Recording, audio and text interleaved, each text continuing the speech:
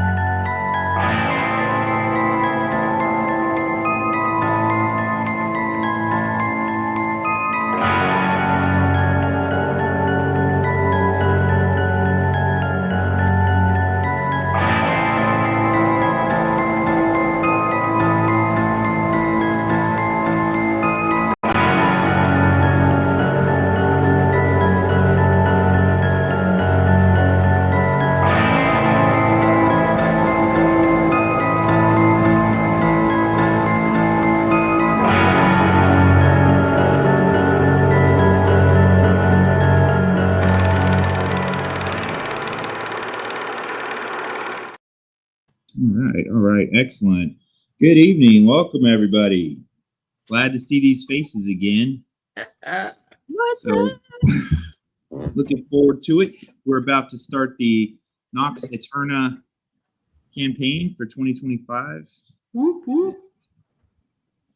I'll give a brief background here for everybody. This is going to be taking place basically in 1912 on an alternate reality or timeline of our own world. So it's going to be Earth 1912, but slightly different than the one we're used to. Basically, due to minor changes that will come to light later, the timeline will be drastically different in certain aspects than what we're used to, but based on a world similar enough that we all know as the Earth.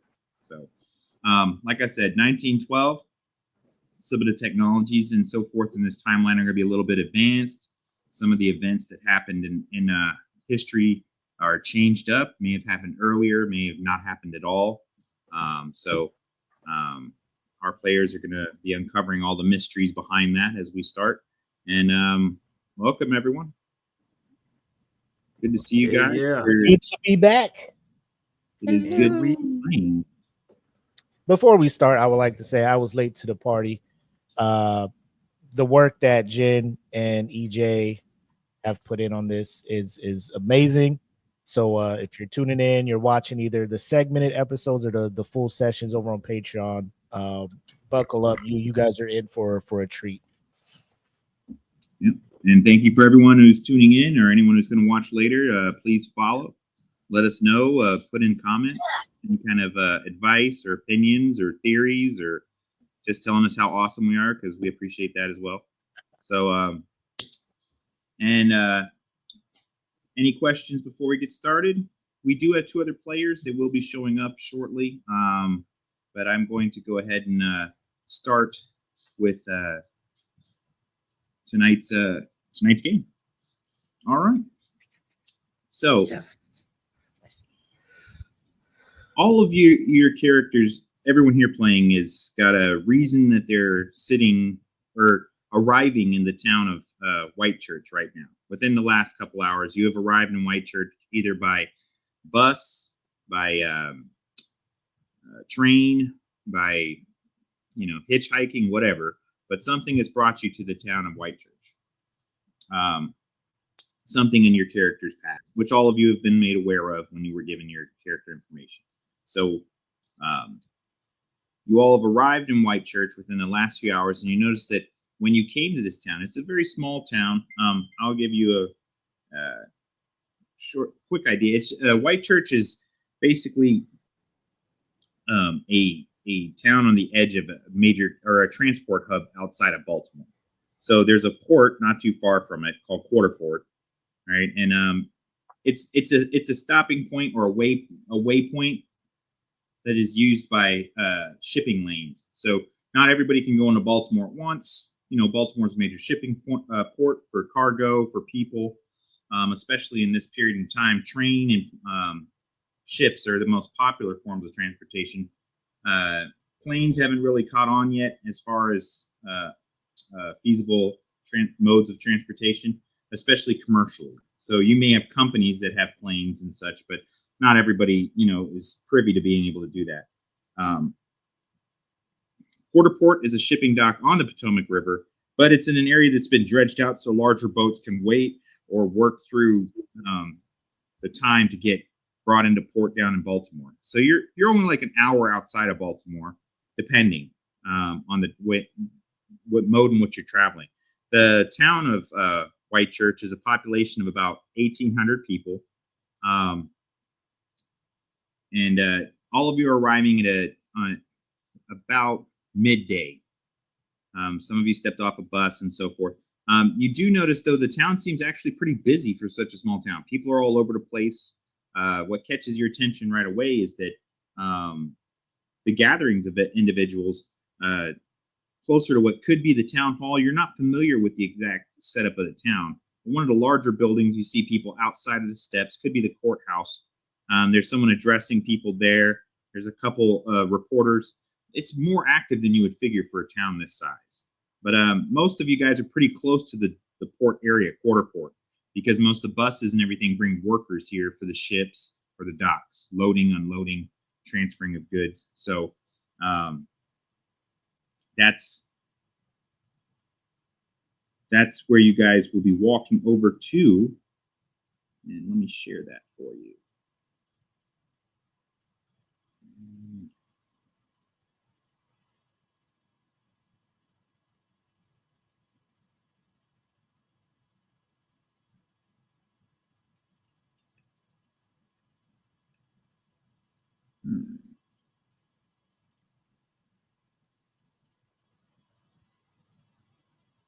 And what should be pretty simple is everybody meeting each other and the crew and so forth for this ship, as most of you are coming here for a job with this vessel.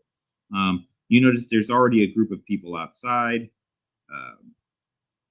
as you guys are approaching. You guys see the ship. It's in port. You also see some trucks that are waiting to load and unload with the cranes. In the crowd that's in the group of individuals there, you have people working, taking stuff back and forth like dock workers. Your small group is walking over in this direction towards what would be the normal like boarding area. So normally there'd be the captain, first mate, or somebody along with the crew that's going to keep the manifest, check the cargo, check people coming on board. But as you're walking up and bringing your stuff, you do notice that the captain, or who appears to be the captain, and one of the deckhands are outside. There also seems to be a lawman there and some kind of suit. You're not exactly sure who. So, there he is. Oh, I put Percival in the water. He just jumped right in the water. He can't face the terror. Okay, so this is the group walking up. Some of these people you have no idea who they are, but they're all coming to this boat. Okay, as you guys are walking up, you do hear not angry arguing, but definitely people who are not in agreement with whatever's being said over there. And an individual storms off the boat and passes by, he brushes past, and he's going over there to talk to the suited gentleman. And their voices are pretty elevated, but the one that stormed off the boat is wearing the classic,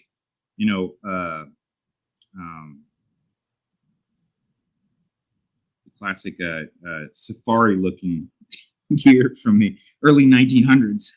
So he's got all this stuff, like the safari hat and the clothes. But he's an older gentleman. He is carrying a cane sword with the and he's rattling it around, and you could tell he's upset. He's got one of those almost aristocratic or gentlemanly accents to his speech. He's like, "I will not tolerate this," and you can tell he's very upset. Okay, and the suited gentleman standing next to the lawman says, "Look, nobody's coming or going, or from White Church until we have a chance to get our situation, under control." So you all are standing by and you can hear this. You can approach to get closer to listen. You could talk to other people. There's a deckhand right there next to the on ramp, the ramp up into the boat. There's other people here. You might see your character. So if you need to, you could just tell me what you would like to do at this moment. You could try to head on to the boat and see what maybe the deckhand tells you before you get there. It's up to you. As I'm sitting next to the deckhand, standing next to him, I lean over and I whisper,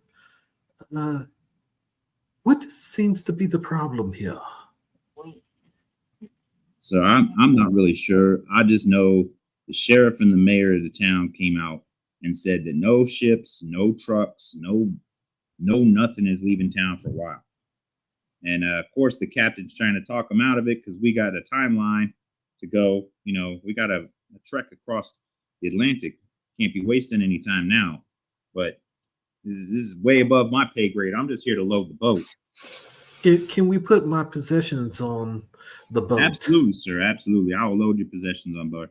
All right. From that, you see over the group, group talking. You notice that one of the lawman steps over and says, "Excuse me, nobody can load onto the boat at this time. You are more than welcome to take your goods and your belongings, anything you want, and take it to the warehouse." And he points over at this direction. He says, "Until we can solve the situation or figure out or come to a compromise, right now, everyone can stay in the warehouse if they cannot afford building of their own. There is lodging available in town, and the mayor may be willing to offer some sort of compensation for the need to stay. But we are not allowing anyone to load anything onto the boats. We're dealing with a homicide." And he kind of looks around. He's like, "It's White Church hasn't had a homicide in over 50 years." And that was a feud between two farmers. This is we've had a triple homicide and 2 missing children, all in 2 days. So unfortunately, you've come at a really hard time, and we'd appreciate some assistance and cooperation in it. We're not trying to mess with your day or tear up your plans or any of that matter, but we just know a lot of people were coming into the town the last 2 days. Now we have a triple homicide. I don't want to let anyone in and out of town. I apologize, sir. I'm Sheriff Alderman. Sheriff, do you think are you taking us as a possible suspect, seeing how we're new to the town? You guys, I know most of you just arrived right now, but there's members aboard this boat. This boat's been docked here for 5 days. So I've got to go through everything. We have an eyewitness, and we're working the scene as much as we can. We're not experienced homicide detectives. I'll tell you that now. I've only recently come on as a sheriff. I'm acting in good faith because the previous sheriff went missing 2 days ago. So being that I was a lawman that they knew of in town, and I'd been here for a few months, they asked if I could step up and help because I've been a lawman in a much larger metropolitan style area. He only has 2 deputies trying to run it right now, and they've never investigated a murder before. So I did property crimes. I'm not a homicide detective. So we're going to do the best we can. But like I said, we have an eyewitness. He said he saw someone in the area in the event of the crime. So we're looking into it. We'll get it dealt with as fast as possible. All of you that just arrived today, of course, it makes no sense for you to be a suspect. We just can't let anyone leave at the time. So it's got to be a blanket thing over everyone, especially this boat, because there's a good 25 crewmen that have been here for 5 days. Do you need any help with your investigation? That's awfully kind of you, miss, but I wouldn't have the authority for that. and he kind of leans over. He kind of steps closer, and he's like, I would welcome an extra set of eyes, especially anyone with any kind of experience. I'm not throwing stones at. Excuse me. I'm not trying to throw any stones at the law in this town. I mean, Sergeant Jacobs and Deputy Du Bois are outstanding members of the community, but an extra set of eyes is more than welcome. But it would be a very controlled situation, and that would be on the head of the mayor. I could put a bug in his ear about it and see if I could get some assistance, and maybe that'd be trade for lodging. That way you don't have to spend your own money on it. But let me see what I could do. For the time being, though, you're more than welcome to come over and ask questions, and I'll have the deckhands and stuff direct to your belongings and put them in the warehouse. The office in the warehouse has couches and chairs and desks, and you guys can put your stuff in there, lock it up. It'll be all right. Like I said, this isn't a high crime area. I've been here for a few months. I was just going to pass through, but started looking into possibly finding work here as a educator, but over at the sanatorium. But I don't know. I may be moving on after this. But welcome to White Church. He just kind of smirks and it does the little kind of gesture of excuse me and goes back over towards the mayor. So now all of you guys are there. Can I ask one of the deckhands where there's a tavern anywhere? He says, yeah, there's he's the only one out here. He says there's a hotel just across the way. You cross the square and it's one of the taller buildings over there. They call it a hotel, but it's basically a 3-story place. It's got a bar downstairs. I would go somewhere else for food. I ate some of the worst tuna casserole I've ever had in that place. So it was 25 cents gone. But the lodging's all right. I've been staying over there because this is kind of my shore leave for now. So been on the boat a while. Okay, I'll thank them, and I'm going to start heading towards the town square to where he said that. Okay. This warehouse, the accoutrements that are supposed to be given to us if we choose to stay here, they are very sparse. Yes. Yes, sir. They would be a couch, a couple chairs, desk. Might I inquire as to what I would need to do to have my possessions brought to the inn? Is this the only town inn? You give me $1, I'll walk them over. No, there's another fancier place, but that's about a good, I don't know, 2-mile walk. Are we able to stay there ride free? You look like a man of money. I get a ride. Maybe I need to inquire with the mayor. Of course. All right, so you guys can go closer to where the mayor's at if you guys want. This is the mayor over here, so. Callie's gonna walk over there and stand just kind of on the outskirts. Okay. All right, I'll do it once over here. Percival, you do see your estranged uncle. A few other characters you're not really familiar with. Your estranged uncle is over there now talking to. So while we're all just kind of hanging out, I'll go ahead and be Marcus and ask these. So I'm assuming y'all are here for the trip over to Africa for the medical mission or whatever. Oh yeah, Shy. I'm going over there and I'm going to pray for these people. They need it. All the prayer that they can get. So if we're all pretty much going to be on the crew together, why don't we just try to stay together as a group rather than to separate? Because I'm assuming I need this money, and if we're all expected to be there, I can't have one of you miss it, and then we end up missing out on this money. Well, Shad, money is just an object to me. So, my Uncle Callie over there, whatever he's doing, I support it.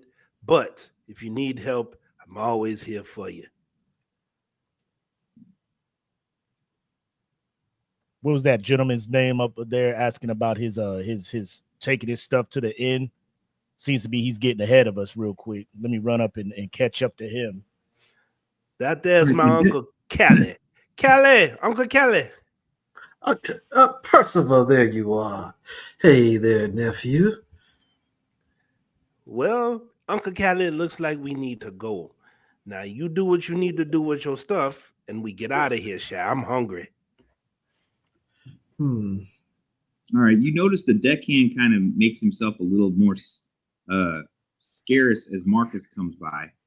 And you do see your possible employer is the individual talking to the mayor, the safari man.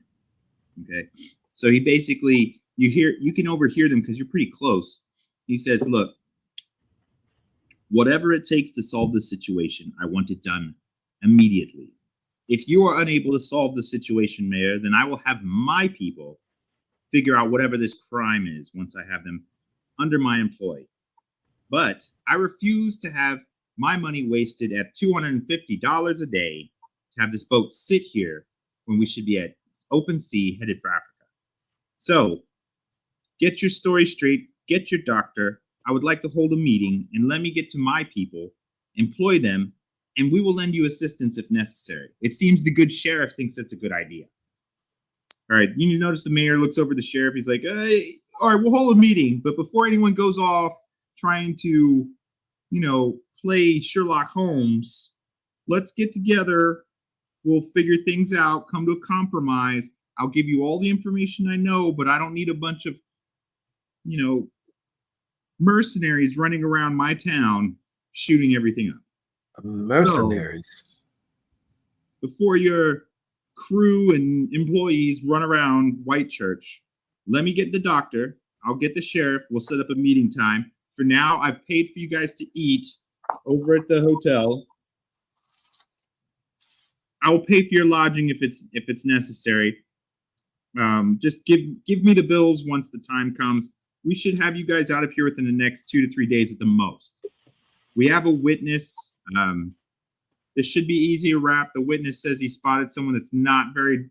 It's a nearly unmistakable identification. So it appears we possibly have a savage on our hands, a local savage that may have murdered the woman and the man, and stolen the kids. We'll figure it out. Don't worry. We'll go over the whole thing with you. The sheriff will be there to give you his side.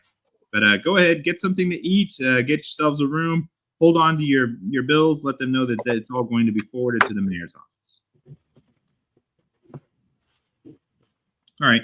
So the gentleman, or the professor, he turns around and you guys could see him. It's Professor Holt. He's the one that pretty much put out the job. Okay. And he says, obviously circumstances have changed, my friends. If you have shown up for work with me for the expedition to Africa, then I implore you now to stay with me. It may be a few days before we start, but I will give you funds for the days to come so you could take care of any business in town you must need. It's $25 each. Go ahead. And he starts handing out money. He's like, this is for anything you need in town, if you need goods, whatever. Apparently the mayor's handling lodging. I am already staying on the ship. All my stuff is already loaded. I'm not coming off the ship. They cannot remove me, even if they had an army, but they don't. So I will be on the ship. If you can assist in solving the situation and getting us out to sea much faster, there is $1,000 bonus on top of it. Please do as you must. Sign up with my deckhand over there, Darnell. Darnell will take your names and he will add them to the manifest and make sure that you're getting paid. Here's your $25. Myself and my fellow members of my expedition will be in and around about town, but the mayor has told me we will have a meeting with him this evening in the warehouse in the office here after dinner. him and the doctor and the sheriff. And they promise they will take us to one of the crime scenes. I particularly don't care.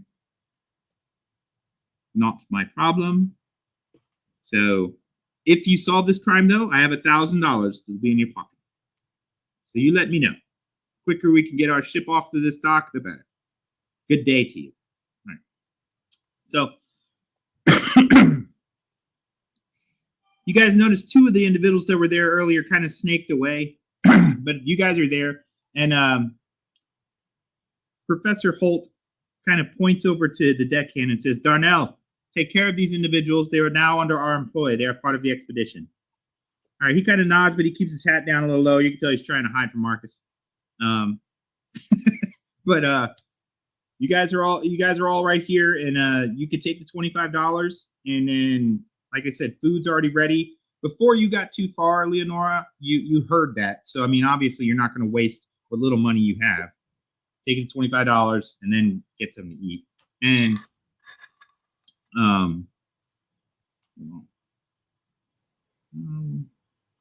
little bit here. So you guys will just come back to this location here in the evening, and they'll have a meeting at the warehouse. So the mayor and the sheriff and everyone are going to be leaving. I will say, let me ask this question. Who is going to provide security for our possessions here in this warehouse? The warehouse would be locked up completely with your possessions. Plus, most of the deck or the ship crew is staying in this area because a lot of them don't have the money to. So they'll be staying in the warehouse. They just set up their cots and stuff in there instead of on the boat. They're going to be questioned by the sheriff. So the sheriff's going to be here a lot because he's got to go through all 25 crewmen, make sure that what they've been doing the last 5 days. So you expect me to stay on a cot? What was that? You expect me to sleep right on a cot? No, sir. You can stay where you wish. Uncle Callie, let it go. Let it go. For $1,000, you can get all the cots you need. Let's go. Nephew, Percival, I assumed you would be coming with me, and we'll stay in some other accommodations rather than cots. Actually, Uncle, this $1,000 sounds pretty good. It could be very helpful for our cause. I think with my past life, I'm going to help these people over there. Well, I will be helping them as well, getting us onto the road and onto the ship and onto our destination is of the utmost, priority. However, you are asking a lot. I am not the spring chicken, and as young as some of you, cots may not do well with my disposition. Oh, you get a new back in no time. You are your mother's child. Okay. I will, for the the time being, I will stay in this warehouse. That's the spirit, Uncle. Let's hope not. All right. You notice that one of the other individuals, there was two other gentlemen that were at the docks with you guys. They've already signed Darnell's stuff. You guys sign up, you get your money, your $25, and Darnell says that if you guys the sheriff can confirm that you helped solve the problem or solve this case, then the professor has promised $1,000. But I'll keep track of that, and we'll keep track of your stuff if you leave it at the warehouse. I'll be staying at the warehouse, so. All right. All right. Well, since it seems like we're all in this together, I was going to go head out into the town square and to the tavern to see if I can find out anything that people know. Rumors, maybe? I mean, it sounds like a plan. I'm not one to be a think with my head first. I kind of go in swinging, so I'm probably not the best one to lead this investigation. I'm sorry. I do know my nephew Percival. I am Caloysius Phoenix Eye. Um, whom may I have the pleasure of knowing, since we are all in this together? Well, Aloysius, nice to meet you. It's a fancy name you got there. It's Marcus Jones. Um, I'm just here for. I just need this money. So if we can solve this crime and get some extra money, I'm here for it. Marcus. I'm Leonora Dalka.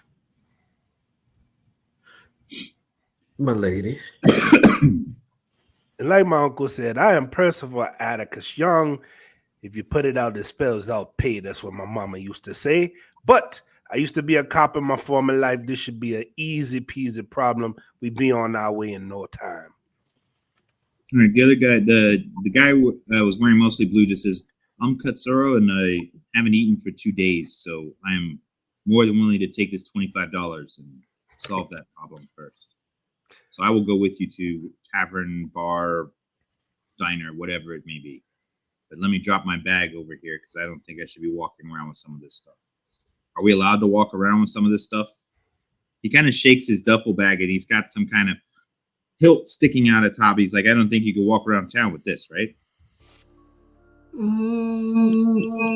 Let's ask the sheriff what kind of prohibitions they have on open carry. Well, the sheriff is left, so Oh, Katsuro said, "I'll put my stuff away if we get into trouble." I mean, Percival said he was a policeman, so yes. That seems to be the case. Let me guide my my possessions to their destination as well. sounds good.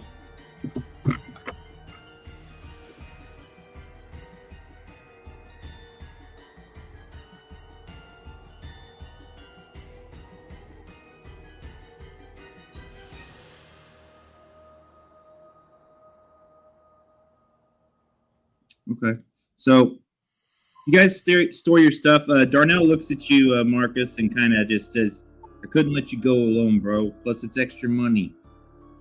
Mama Cecilia needs that surgery. So since I worked on the boats up in the Great Lakes, I figure I could work this boat, go with you."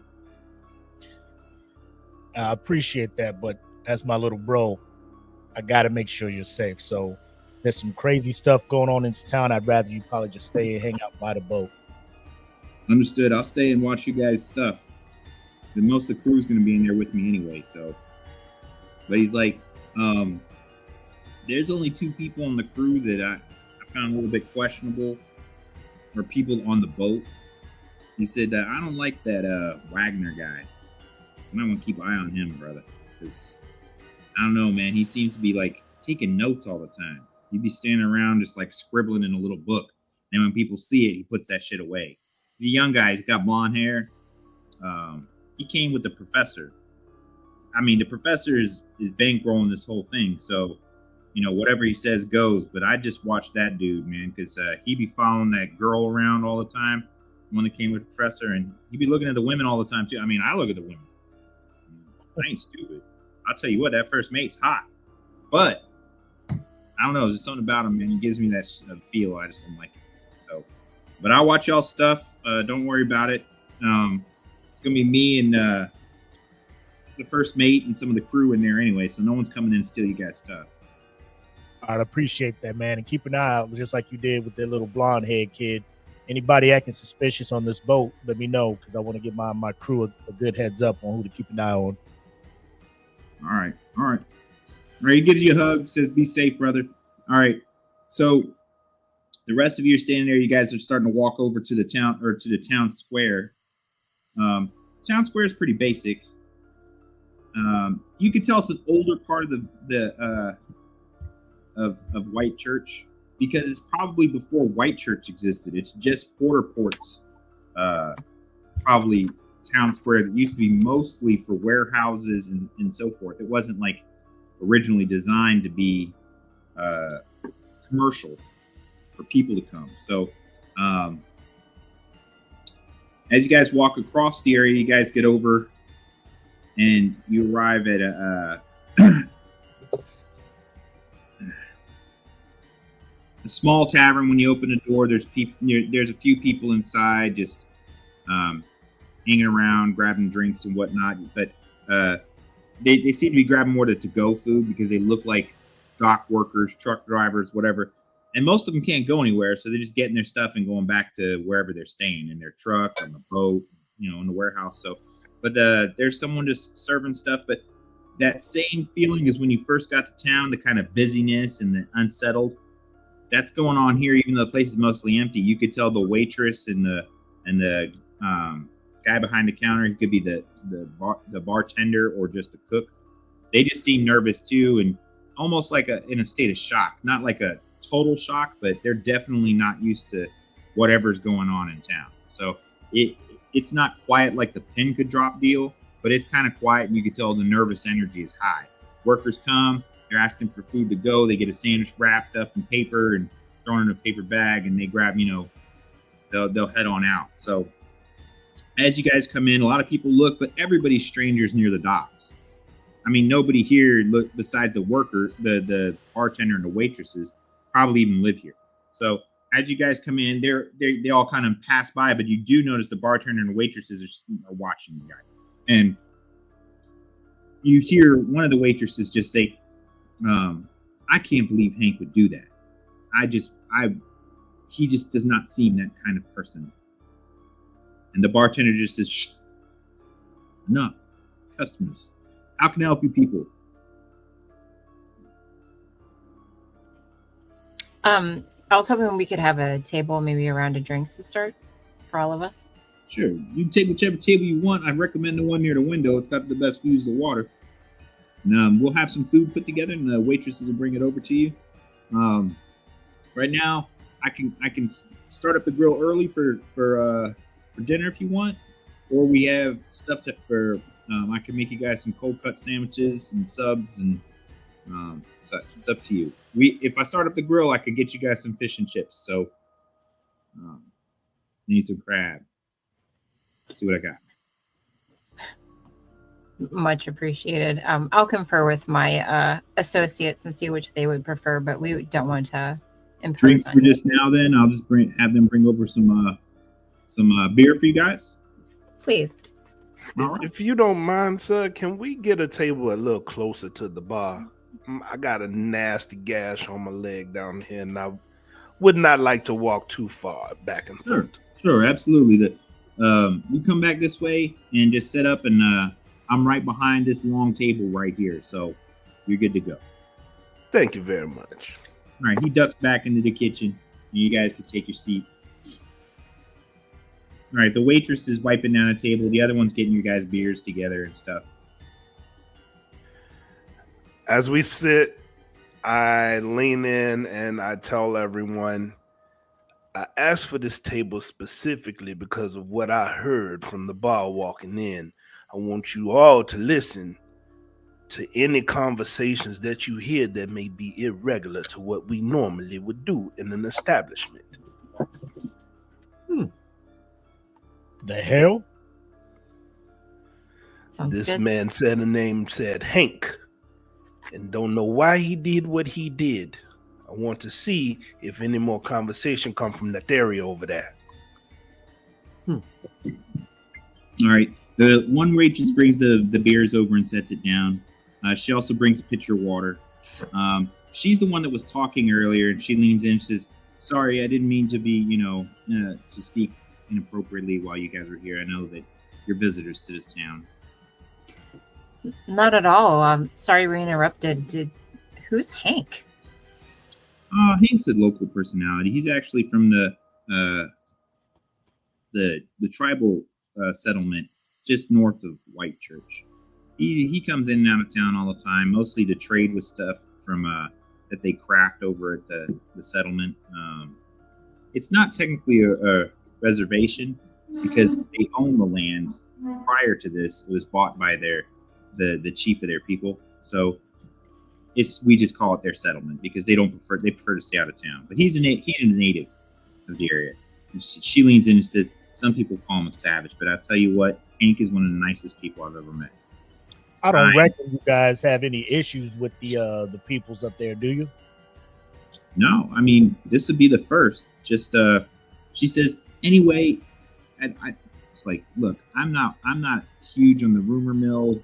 You know, if you want the best whispers, you need to go speak to Tabitha Moore. She's probably the mother of whispers in this town. But she says, I've lived here my whole life, and I've known Hank my whole life. Actually, yeah, honestly, since I was a little kid, I've seen Hank. You can't miss him. He's a giant. But he's always been such a gentle giant, kind, very kind to animals. But that drunk Barney was the one that said he saw him leaving not too far from the house where the body was found. Where's that house at? I think it's over off of South Street. Okay. It's across from not too far from Folsom's warehouse. She's like, I could show it to you. I'll point it out to you before you leave if you want. I think one of the deputies went over there. He might still be over there now.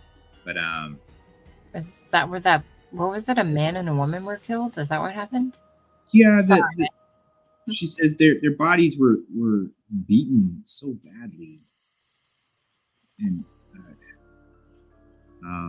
they had to put pieces in some of the boxes from the dock, some of the cargo boxes, in order to be able to move the pieces. Anyway, she says the mortuary office know better than that. You need to go talk to Mr. Voorhees if you want to know about that. But she says,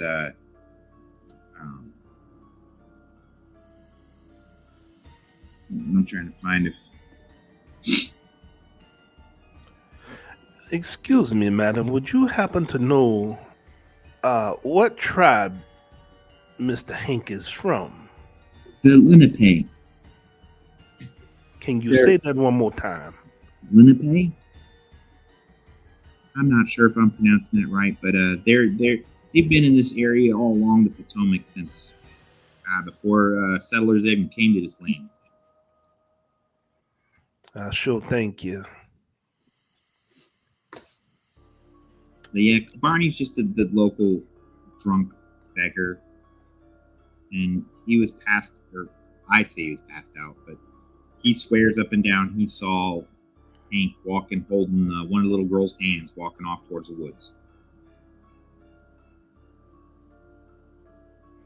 And the woods are over by the warehouse. You're on the back end of the house. So the house is across the street from Folsom's warehouse. Folsom's warehouse, there was an alley over there, and that's where they found the man's body, I believe. Then the woman's body was the back of the house. I believe she was babysitting the two girls that have gone missing. So, but her body was found right outside the back door of the house. Where's the last man, the owner of the house, not the babysitter? He was found. I mean, he was one of the doctors from up at the sanatorium, and he was found. I mean, oh my gosh, it looked more like a smashed fruit all over the place. When's the last time you seen this Barney character come through here? They had him just across the street over at the sheriff's office. I think he might still be there with Deputy Du Bois. Much appreciated. And the sheriff knows he's over there. Yeah, they questioned him, and he swears up and down he saw Hank, so they're keeping him safe as a witness, so they can bring in Hank. They're making an arrest warrant for Hank. So Hank at this moment is not in custody. No, he probably went back to the settlement. He'll come down every couple days. Being that this is a settlement and not a reservation, is there any way the police can go over there and arrest him? Yes, No. Because unlike the reservations where they have their own law, 500 experience points, reservations are subject to tribal law. This is private property. It's a settlement that's owned by the chief, but it's still on county ground, so it belongs. The county is governed by the sheriff as far as law. Has the chief been made aware of these possible accusations against this Hank fella? No, but if I know Morty, the sheriff's sergeant, he's going to take pride in going up there and causing a disturbance. Morty's sort of an asshole, especially to anyone who's not a wasp. So Morty has had some run-ins with the tribe folk, you're saying? All the time. He loves to lock them up. They get drunk and go outside and try to walk back to the settlement at night. Morty he'll come over and hassle them and then lock them up for the night, make the chief pay for their nightly stay and bail. Is this bringing up any kind of uneasiness between the relationship between the mayor and the chief? Well, the mayor and the sheriff were having a dispute about it, and the sheriff was going up to the Lenape settlement, and he's been missing for 2 days now. So they asked Mr. Alderman to sign up, because Mr. Alderman came in, and when he was identified as a detective from, I think it was Pittsburgh. So it was the best they could do, and Morty kind of took that harsh because he's like, I don't need some big city boy, you know. It wouldn't have mattered who they asked because Morty's an asshole. What is the name of the missing sheriff? Sheriff Dolson. He's an older gentleman, maybe in mid-50s. He's close to retirement. He's an easygoing kind of guy. He had a good rapport with the chief. So often when things were getting sour, they'd meet up and talk.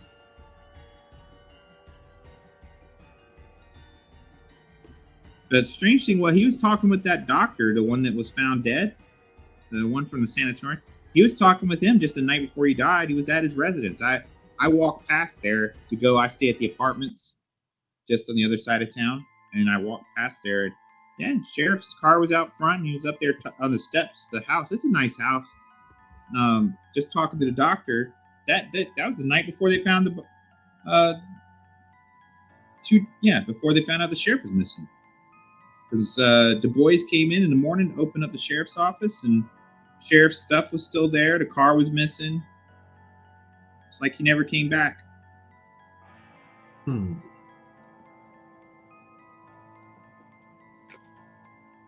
So you found the doctor dead afterward? Yes. I think it was, it's been 2 days since sheriff went missing. They found the doctor's body yesterday. Or I'm getting mixed up. Was it today or yesterday morning? Yesterday morning. Today they've been all about the crime scenes and trying to get the evidence and whatnot. She peers out the window and she says, "Oh no." Okay, the door opens up and one of the sheriff's officers come in. He walks in. He says, "Linda." She says, "Morty, you want some lunch?" It's like, "I'm not here for my health, Linda." God. Obviously doesn't take an education to work as a waitress. All right, so Linda just turns and looks at you guys wide-eyed, and then she walks off to go. And he goes over and sits down at one of the tables. He says, "Wow, all sorts of boys be coming into my town now." Oh, I've heard that word before, and afterwards, nothing good happened. Right. Cyril just looks Boys. at you and nods and goes, "Boys." I say kinda loudly, but not, not like yelling. I say, I haven't been a boy since I was a children. About to introduce him to a couple more boys called Jack Johnson and Larry Appleton. Larry left hand and Randy right hand. All right, he comes walking over. He has a glass of water, and he says, "Can't have a beer right now because I'm on duty." And he kind of flicks his badge, and he kind of leans over to where Leonora is, and he's like, "Hey, Ain't seen you around. I'm the law here. Yeah. I didn't know that. I'm fresh off the boat.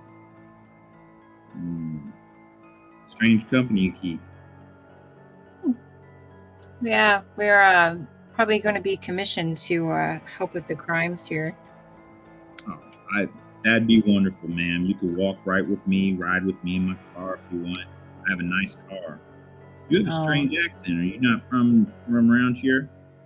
No, I'm not. I can't ride in cars. They make me nauseous. I threw up all over the last person that I rode with. So how long have y'all been in town? You haven't been here for a couple days, have you? For a few days.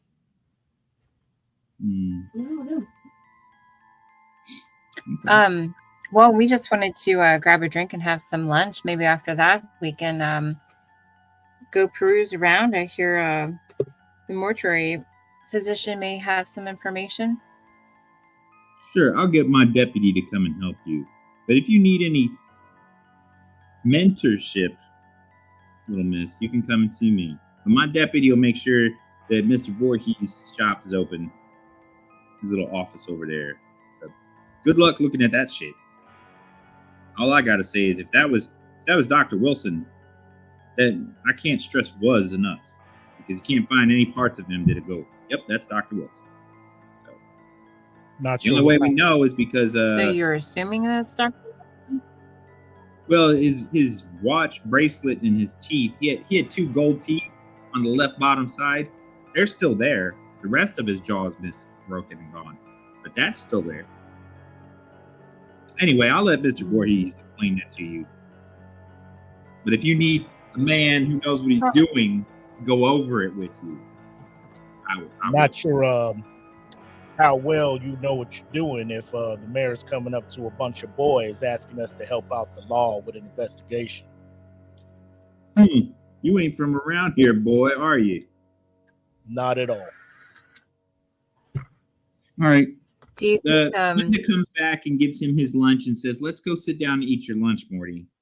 And she says, "Thank you all your sandwiches and stuff for coming out." And actually, Jake started up the grill, so fish and chips and stuff will be out soon from the fish fry. I'll take a fish fry. You went to all that trouble. All right. While you guys are eating and stuff, Katsura says, "We don't really know each other well, but I'm going to have to make this apparent right off the bat since we're working together. I need to keep my exposure to men of the law limited as much as possible until we're well on our way across the Atlantic. So if I duck out, I'm not abandoning anyone. And no, I haven't stolen anything, but people may want to ask me questions from my time in the West Coast. And I am a man of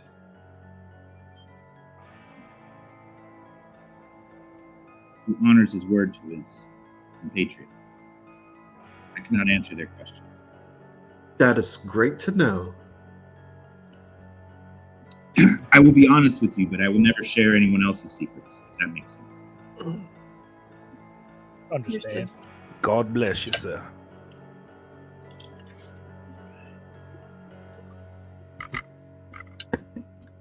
All right. All right. So you guys finish up your food. Linda says, "If you need anything else, let me know. Even if it's late, you come knock on the place and I can have some stuff put together so you guys can take it back to wherever you're staying." She says, "I know it's hard when you're not in your hometown. So if you need Thanks, anything." Linda.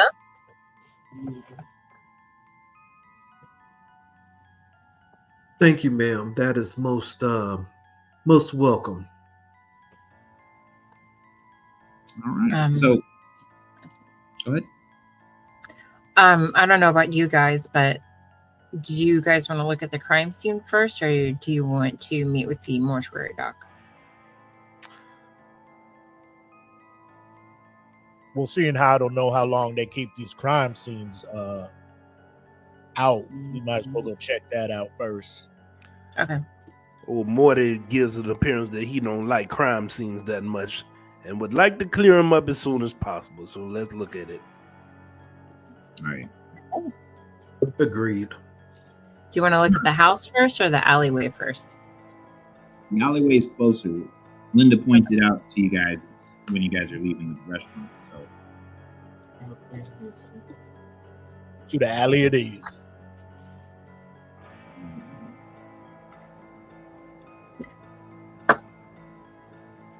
To the alleyway.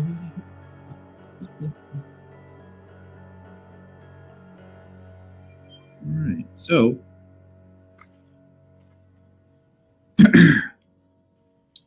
you guys get over to the alleyway, and halfway through there, you notice that there's another lawman coming, and he's toting a lever action rifle around, just walking around.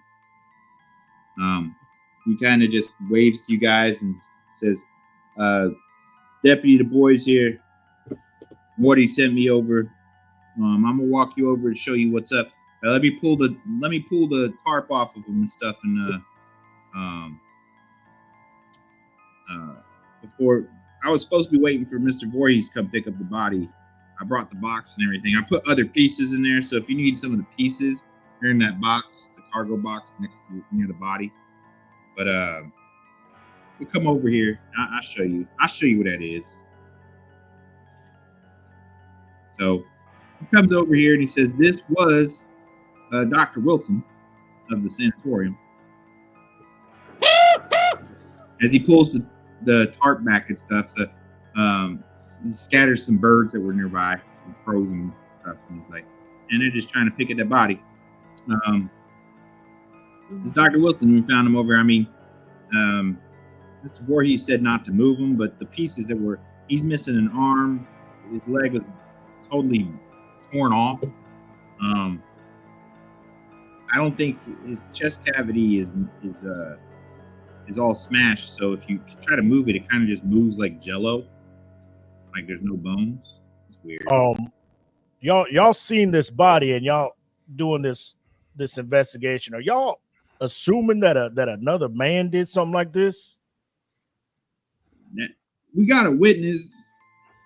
Barney said he saw Hank over here. Hank's a big dude, man. Maybe he sat on him. I stepped on him a whole lot. I'll say this. I've been to war, and I've seen some pretty brutal injuries and deaths, and I've never seen any munition known to man do this kind of damage to a human. Yeah, he's all kinds of messed up. I'll tell you what, he was a good-looking doctor before. Ladies in town liked him. He had 2 little girls. He was a widower. He had a housemaid she's dead too, and the little girls are missing. But he's a widower. But yeah, now his face. I mean, that's just a flap. If you touch the right side of his face, you just flap that off. It's missing half his skull underneath there. Whoever hit him so hard, it took off half of his face. I don't know if it was a weapon or not, but it broke he shows you the bricks on the other side of the alleyway, and they're damaged from something hitting it. But it's about the size of, he says, looks like something hit about that big, maybe a little bit bigger. I gotta agree with Marcus here. It looked like this young fella been eaten. I want to look at the wounds themselves and see if I can't determine whether they were done with a sharp object or claws, nails, or whatever. Okay. Go ahead. Roll your evaluate, and then roll your what is it? Medical biological. Okay. Hold on a second.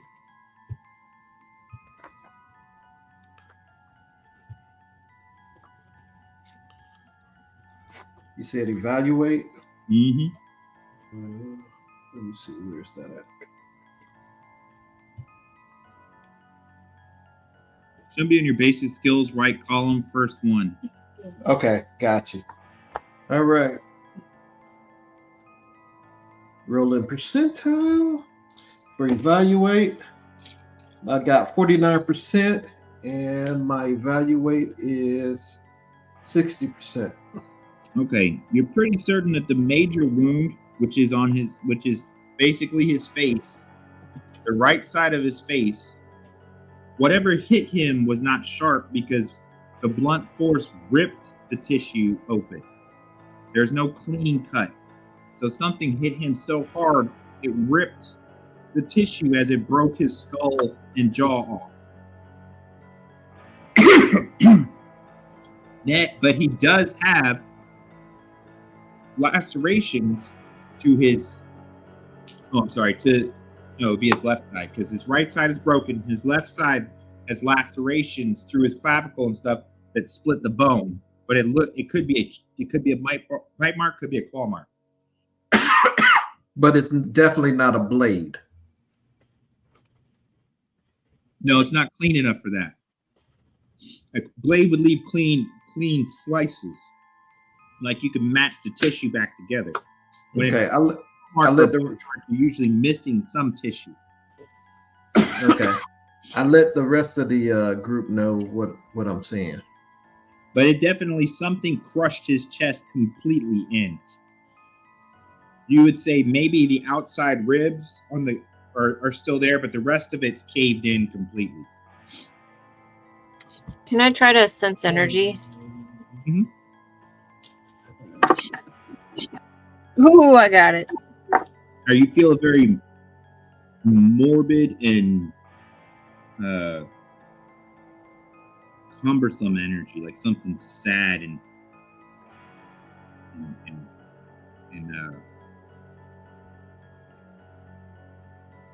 it could be the energy of the spirit. You're not really sure. I'll tell them. Desperate feel, but it's fading.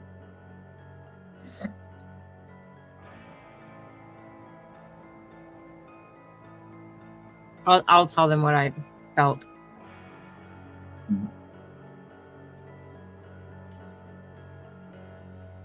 Is the deputy still near us? Yeah, he's smoking a cigarette. He's looking the other way, and you see him waving to somebody. He's got the rifle in his hand. He's kind of waving the rifle over his head. So he's not paying attention.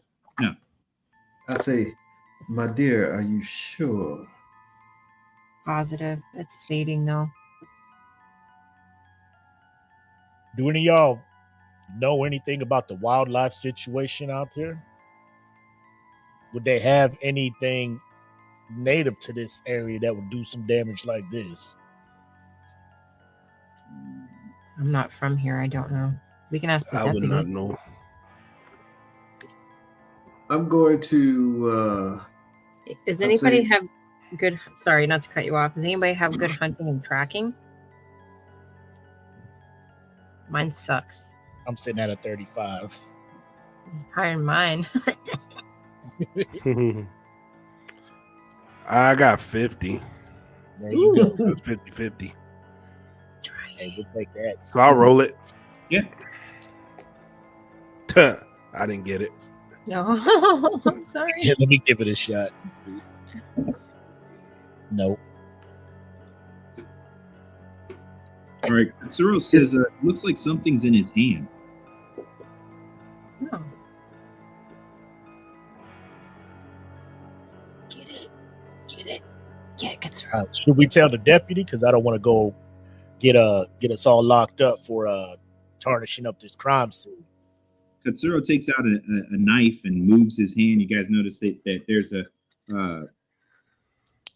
folded up piece of paper tightly pressed against his hand, like in the where his hand is pressed against his pelvis.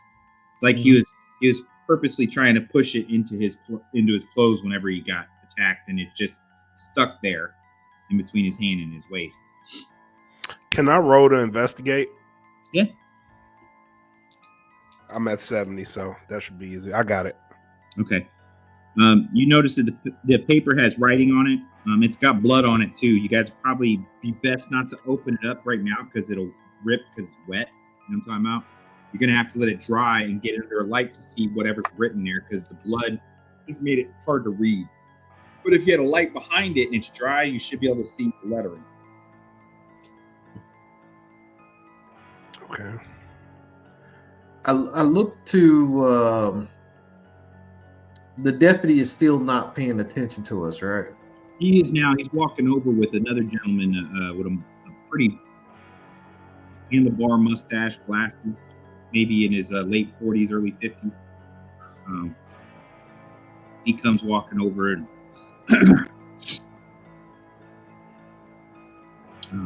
he's like, "Oh my God, this is worse than the woman."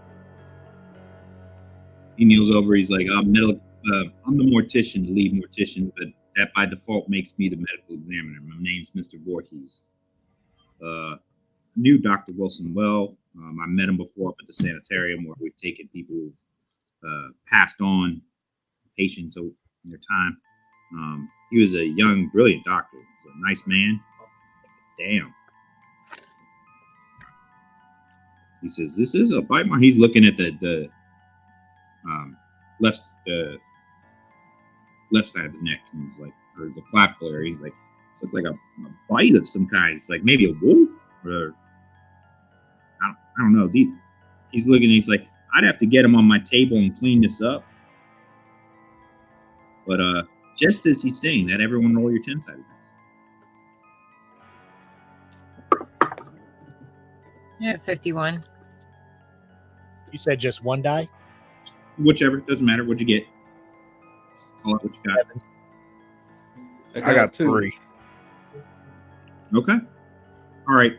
Just as he says that, just beyond you guys, look up, and definitely something growling over there at the other end of the alleyway. But the way the afternoon light is coming through, it's kind of shaded. So, but he's like, "We don't have wolves in this area. We haven't had wolves in this area in a while." And the boys has his lever action rifle, and he points it, and he's like, "I think that's one right there, Mr. Voorhees." So he takes a shot, and you see something bouncing, kind of jump and take off out of the alleyway back towards what looks to be the shoreline along the docks, back towards the woods. The boy says, "That was a big ass dog."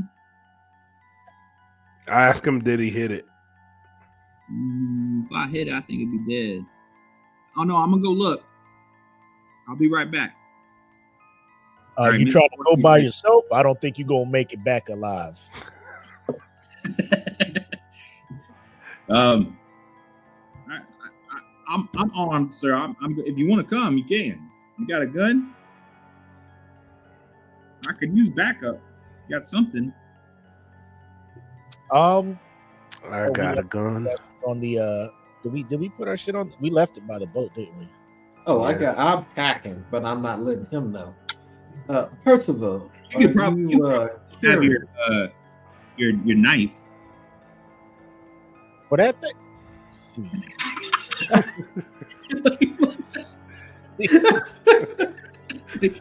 That's not a knife. It's better than most. Well, tell you what, I'll back you up. Better go as a 2-man in case something happened to you. I can come back and let them know what happened, and we ain't doing another investigation. Sounds good to me. I go with you. I got my smithy.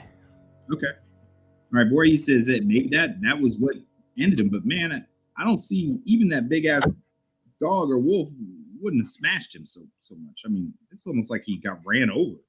He's like, "I'm gonna get his stuff and we're gonna transfer it to my office. I'm gonna clean him up. If you guys want to come by this after you guys have a meeting with the mayor. Mayor's holding some kind of meeting down the warehouse. Are you part of that?" When is that happening? Good. I think he said 6 p.m. What time is it now? It's just hitting 5. It's getting to be dusk, so Hmm. I'm gonna take this back and clean him up. But when you're done with your meeting, I'll be at the mortuary office for about 8:30 tonight. Okay, thank you. I gotta catch my radio show.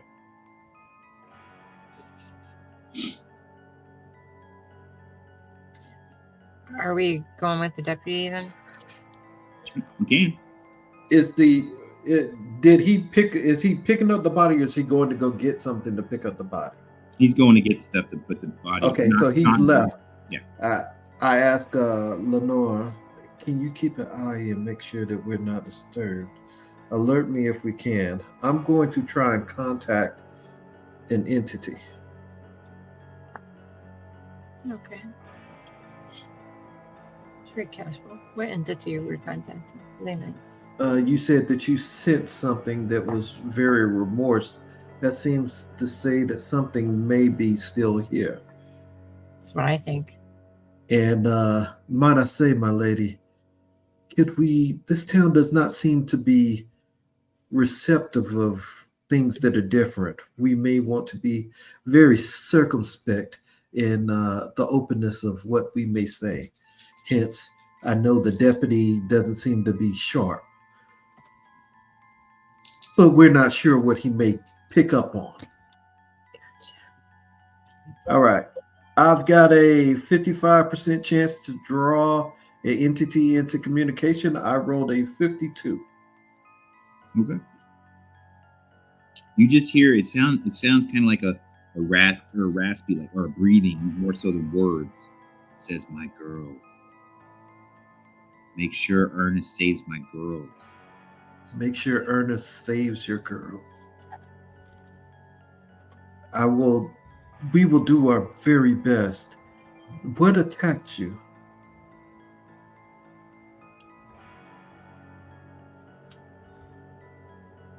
A man. It was a man? A man of many men. A man of many men.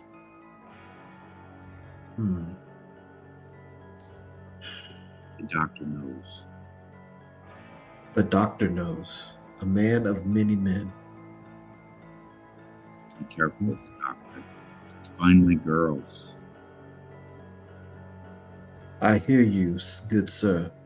We will do our very best to find the girls and protect them and bring whoever did this to justice.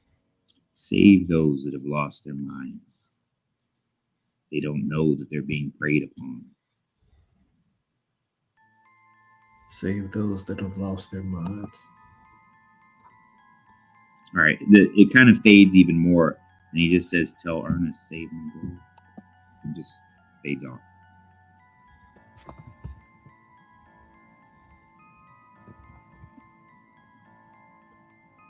Oh, we lost the audio. You're muted. Oh, okay. I was talking to LJ. Okay, cool. I thought we lost you for a second. All right.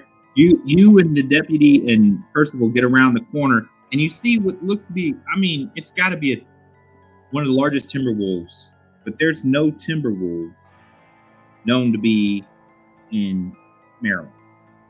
So it's going off into the very edge of the woods. You'd say it probably comes up to about 3.5 feet to its shoulder. So its head is more like 4 feet off the ground. And he's pretty massive. He stops and looks, but he's heading off towards the boy says that's towards the Indian them Indians. It's one of their pets, I bet. Damn savages living over there. He takes another shot at it, and it hits the tree right next to it. Like, damn, as big as that is, how'd I miss? Yeah, I'm gonna need you to not shoot that thing anymore if you don't know how to hit what you aiming at. All right. So it takes off into the woods, and he takes a few steps, but you notice he stops just short of going in the woods, and he's like, "It's about to be nighttime. I'm gonna need to go get a flashlight and everything. I'm gonna have to go back to my car." Have you seen wolves like this around? Is this your first time seeing that? This is my first time, but them Lenape, man, them crazy Indians just got all sorts of stuff up there. I mean, I thought I'm pretty sure the chief has a bear. This is a black bear. I mean, I've seen them before. It ain't that big. But if he has a bear, I mean, he might have a wolf. You never know. Has the bear ever attacked anybody before? No, I think he's more like a pet. So they just been peaceful for the most part. Yeah, but you can't trust them. They'll scalp you in your sleep. I read a dime store novel once, and it showed all these Apaches, and they was around this wagon train, and they was just killing people and scalping their heads off. They just cut your head right here with these little stone knives. Alright. Okay.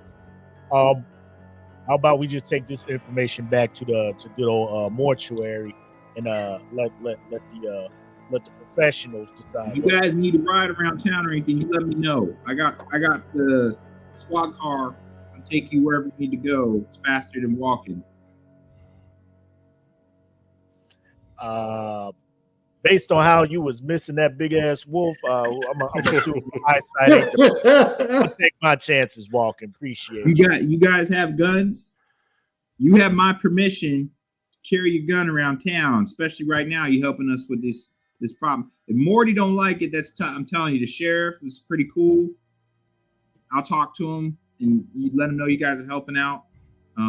Sheriff Alderman, he's the acting sheriff right now. He's a German dude. He's pretty cool.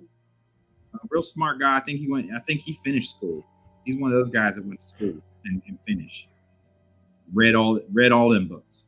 But he probably let you have guns. So I'm gonna go talk to the sheriff. But you have my permission to walk around with your guns if you need them, because we're trying to kill that wolf. All right, I'm going to my car. Much obliged. All right.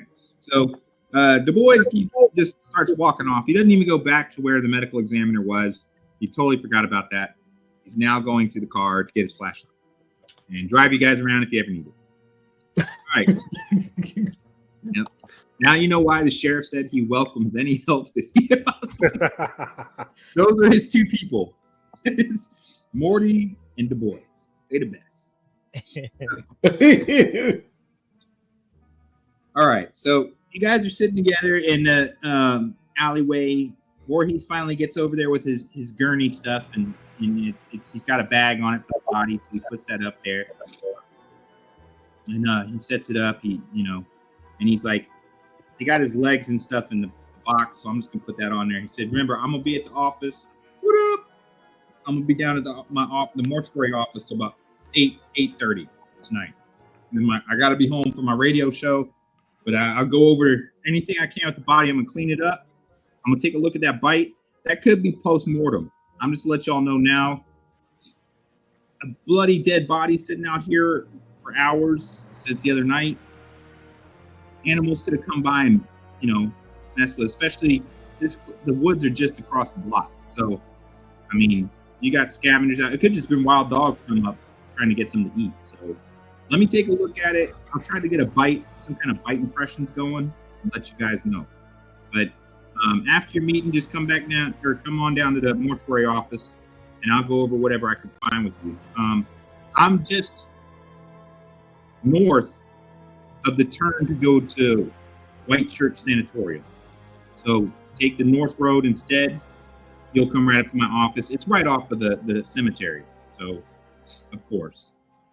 So, that's where I do my business.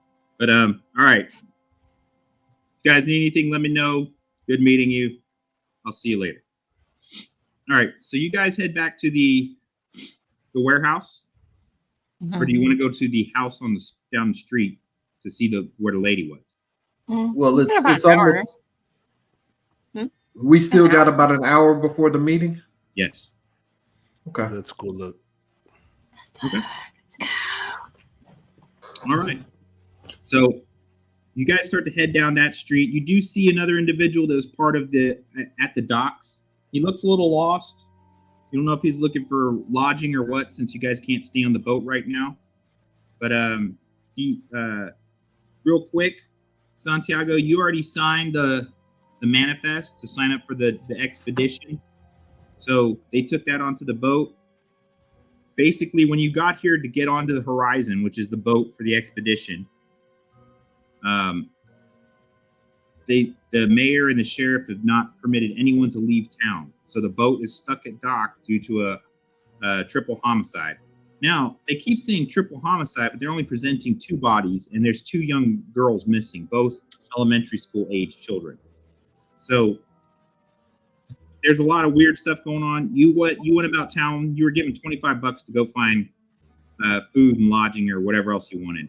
But when you went around town, you noticed the town has a very anxious, unsettled vibe going on.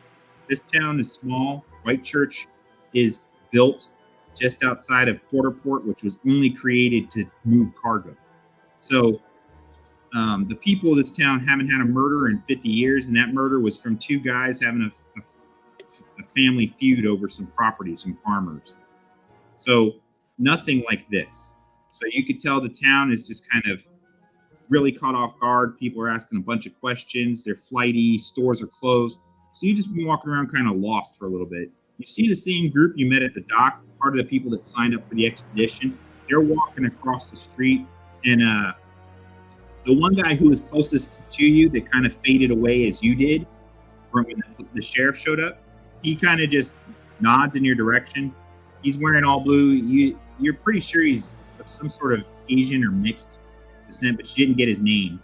But he kind of just nods in your direction and, saying, hey, if you want to go with us, the expedition's heading over here. Remember, the Professor Holt is the guy who's in charge of the expedition. He put out the job ad. He's going to give $1,000 to whoever can help solve this case, so your guys' ship can get released from the harbor or released from the dock by the mayor and the sheriff. So he's like, if you want to join us, we're trying to solve the problem right now.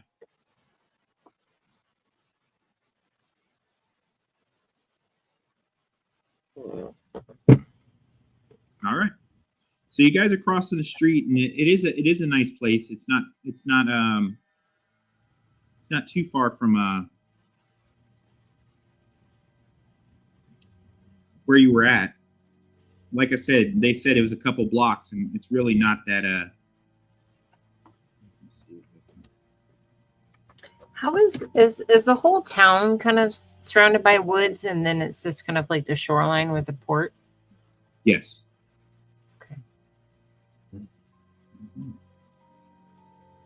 Is it like pretty thick woods, or is it pretty sparse? Oh, yeah. It's pretty thick woods. Yeah.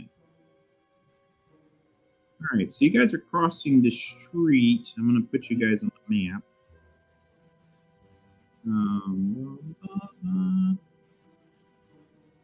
While we're walking, Marcus will just, while the crew's all together, hey, since we're doing this investigation, do you think it's only right that we check out the head up north and talk to the tribes folk and get their side of what's going on? You totally read my mind. That's what I was thinking there. At least we should do this before the deputy goes up there himself and makes a total mess. Yeah, absolutely. Oh, by the way, Jill, we all got accents, so I don't know if you've been working on one. He's like, nah. I can't do a Slavic accent. Okay, so all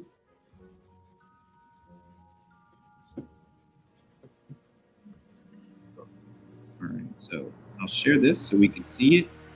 You guys are walking over. As you guys are walking over, this is a nicer house, as they say. It's a multi-story. You're going out back because that's where the deputy had mentioned her body was found. They put a blanket over it, as you can see. They didn't really cordon off the area. All they did was put a sheet over her body. It's been sitting there for a full day. As you guys come up, some of the townspeople who are doing the clutching their pearls and whatever were along the fence line. You see Callie and Leonora next to, and they kind of just, when they see you guys coming, they kind of walk away. One, you're strangers, and they're kind of probably still anxious. So they leave, all except for one individual who's just standing there and looking over at the body, but not really saying anything.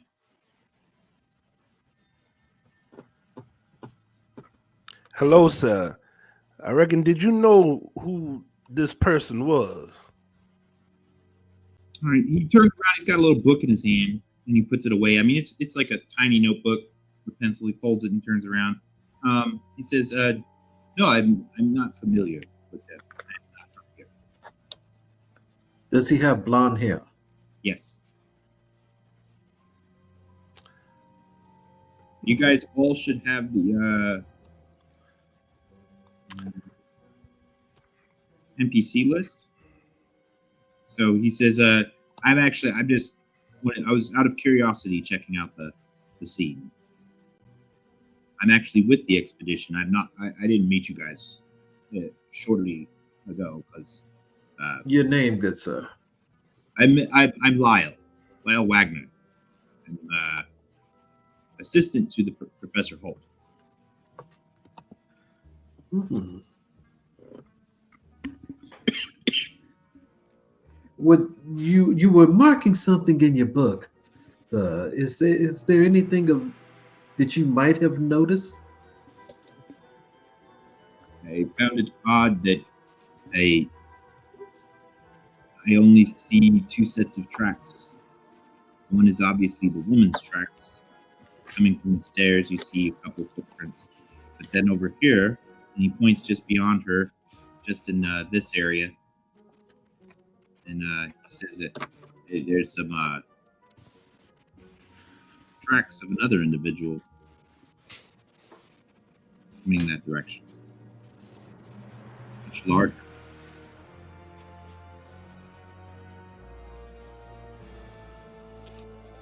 He says, I don't know if it's a person or not. Maybe wearing some kind of wilderness shoe, strange boot. Did you happen Can I to look- see any wolves over here, sir? Or big dogs? I wasn't aware there were wolves in this.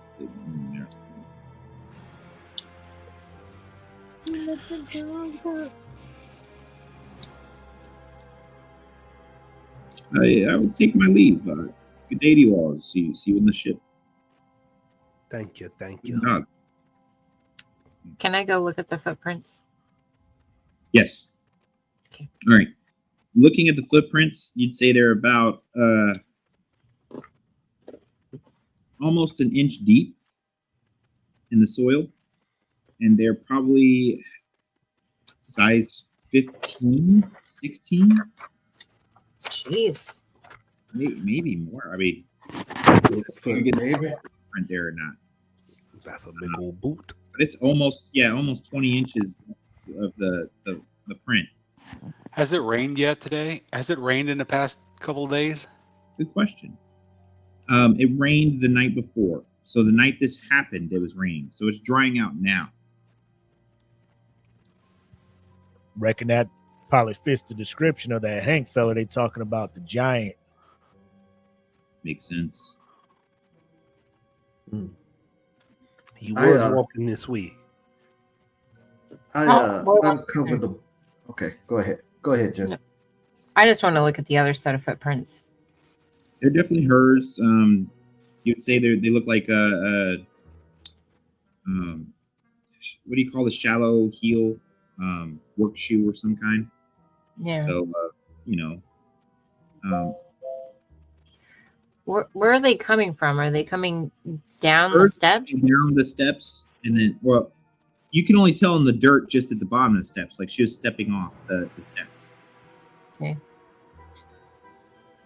And then, And then whoever was around the corner of the house turned around the corner, and that's where they meet up, right there. But there is blood all over the side of the house.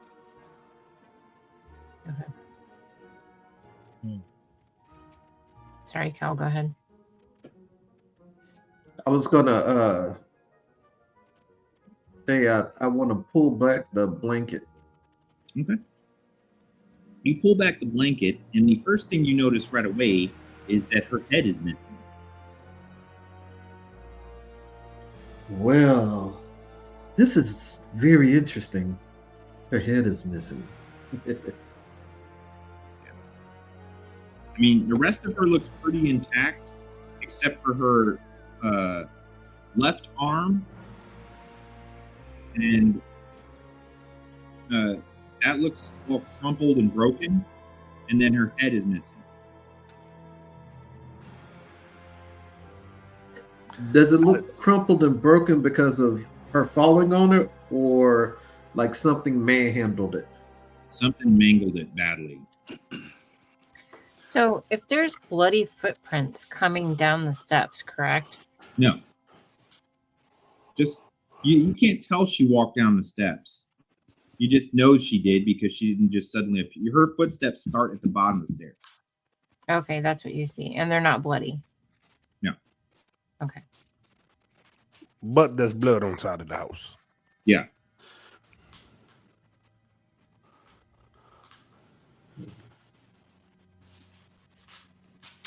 Can I roll to investigate Yes. the body?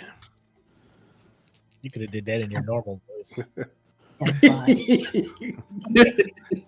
Voices It's are okay. changing. I got it. I got it. He's locked in. All right. Do you know what it's like when you? All right, you've had taffy before, right? Everybody's had taffy. You know what it's like when you squeeze it and you pull it apart. That's what the part of her neck looks like.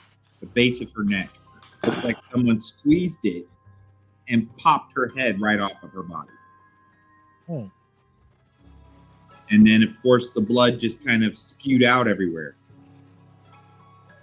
Now, you do notice, looking at it this way, whoever did this stepped over the fence area, or walked out of the fence area and walked down the street, just because you could see little like splotches of blood that lead that way, because they would have been covered. But they're walking down the street towards the town square. They're not walking back towards the woods. And the giant Bigfoot baby's footprints are going in the other direction. No, the big footprints come to her. She dies, and then they go over the fence and out towards. Okay. So if it was the Hank, like the Barney says, the town drunk, Barney says Hank took the little girls and took one of the little girls' hands and went to the woods. But there are no footprints. There's no footprints for that, and not anywhere near this body. Now, if he saw that somewhere else, possibly, but it's not here. Whatever, if Hank killed her here, Hank killed her and then went into town. So whatever killed her went into town. Mm-hmm. We should check out the house. Like, why was she leaving the house? That's a good question. Can I investigate the house? You go up and the door's locked. Can we look? Can I search her body? Sure.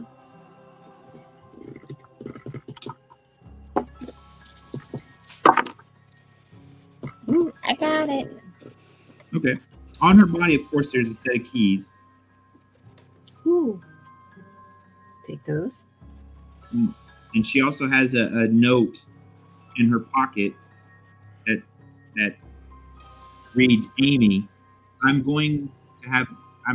had a meeting with the sheriff. I'm going to have a meeting in town tonight. I need you to watch the girls for a little bit longer today. They could play out back, but make sure you go get them if the rains start. And it's signed Dr. Wilson.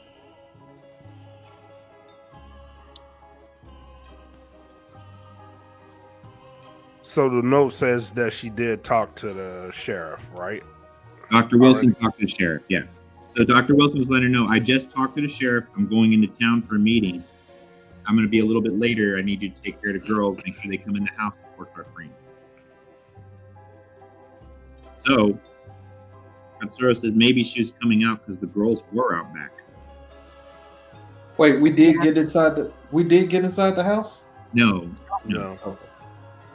I have the keys though. Can you see if one of them works? Yes. Let me see if one works. Before we do this, we sure we allowed to, right? I know the deputy and them was like, we could go ahead and help them with this investigation. We sure this ain't crossing the line? We could always wait until after our meeting just to get a definite okay from them. Can I? Yeah, we can come back. Can I I must look at warn- the keys? Go ahead. What? No. Can I try the keys? Yes. There's the obvious house key on there for the front door, Okay. and then there's a couple keys that could be interior locks, but nothing fancy. Are there duplicates of any kind? No. Okay, never mind. Sorry, Percival. Go ahead. No, I was going to say, I must warn, if we go to this meeting and we tell them that we got the keys, they can take them. So, Yeah. It's true. my Well, main then- concern is that if we give them the keys, there's an inside man somewhere and they could take the keys. Well, I'm maybe pretty we sure. just don't let them know that we have the keys. Well, that Okay. would be obstructing justice, or I'm not sure what the Americans call it, but pretty sure I could get inside that They house. call it that. They call it that over here as well. But I'll let y'all know my main goal is to get on this ship and get over here and get the real money. This extra, 1,000 or whatever he promised us is cool, but my main goal is to get over there and get that guaranteed money that they're giving me. What does the outside of the house look like?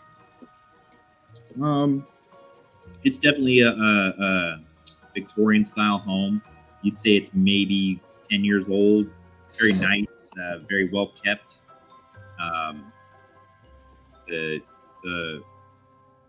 There's nothing about the house that seems to be anything that outstanding. Would you guys be opposed of me going inside and unlocking a window for some insurance? Ma'am, we just met today, so if you want to go ahead and put your fingerprints on that, I'm not going to stop you. I just want to unlock a window. It's better than breaking it later if we need to. I am pretty sure that I can get us inside this building, key or no key. Okay. All right. Y'all wow. As long as that little blonde kid or the blonde man isn't writing down everything we do. Katsura looks over the area. He says, I don't see him anymore, but I just thought it was odd he's over here writing down stuff at a crime scene. It's like Randall from Recess. Yeah. Who the hell is he? I mean, not saying that we belong here either, but our group together kind of is the start of a bad joke. All right, so the sun's starting to set. I think we should head to our meeting if we're going to go, or we can head to the Indian settlement or the native settlement, whichever you guys want to do first. But if we go any further without permissions from the sheriff and the mayor, we don't know what we can and can't do. True.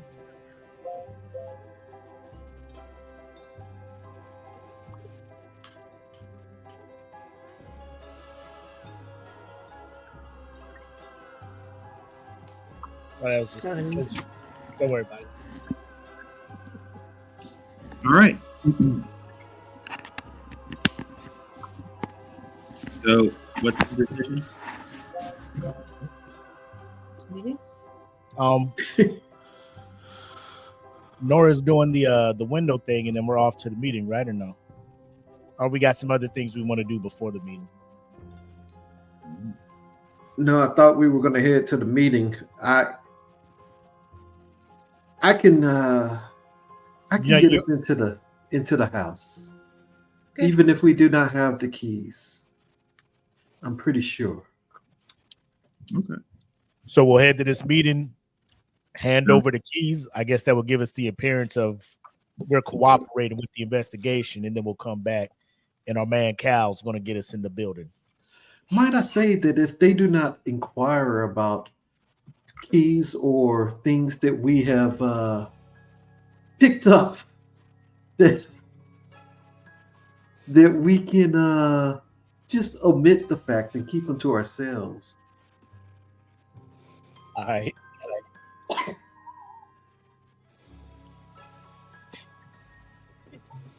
That sounds good to me. Oh, shady. Shady. All right. So you guys head back.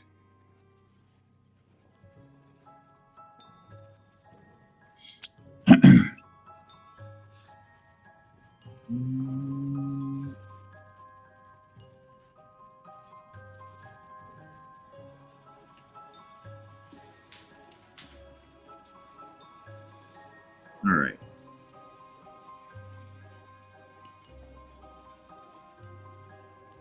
All right. So.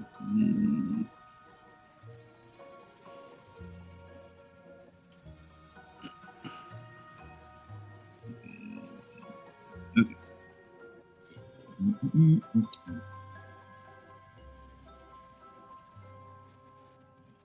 Okay. So we can assume that we swung back by the ship, and I picked up my my firearms. Correct? Yes. I'm going to share that now. Like, you guys are at the warehouse, so you can gather any of your stuff from the inventory that I gave you. Now that you're at the warehouse.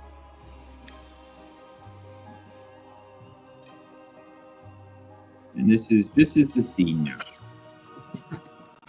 So this is inside the warehouse, just so you know where you guys are at out. The ship's been moved, so you guys can't get on board right now.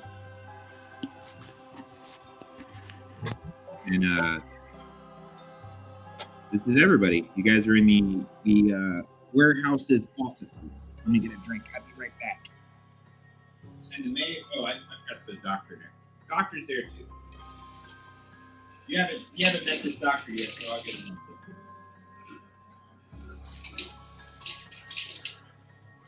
Oh, How we haven't soon- met the doctor. How soon do you guys think we should probably head to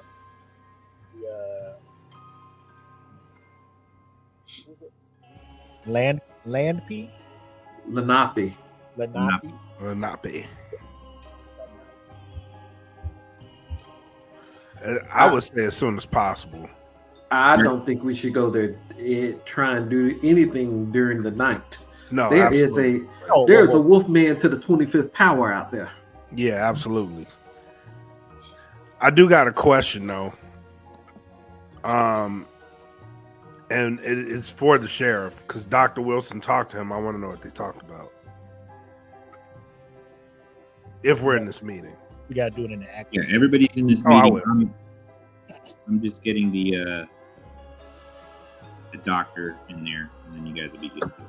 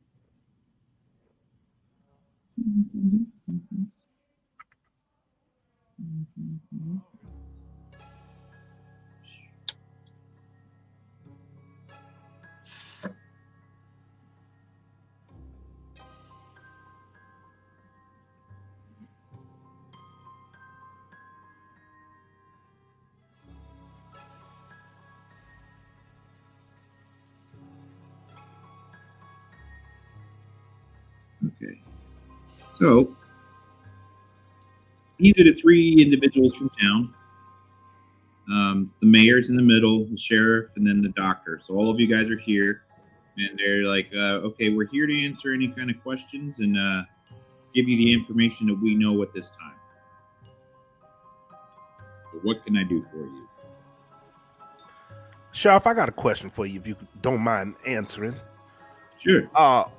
It was said that you and the Dr. Wilson, y'all had a conversation before he passed on. What did y'all talk about? All right, he takes a short look over at the mayor and the doctor, who also seem to be inquisitive at the moment. And he said, I'd just been given the interim duty of sheriff, and previous sheriff's notes on his desk had mentioned Dr. Wilson. So trying to find the previous sheriff, the first step was to see one of the people that he had been in contact with.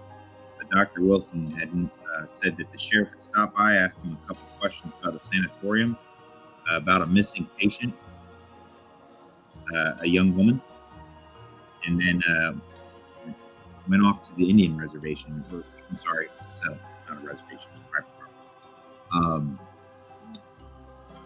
That's about all I know from Dr. Wilson. Then he ended up being found in the alleyway. Okay, thank you for that. Also, you mentioned the settlement, and you specifically called it a settlement and not a reservation. Yes.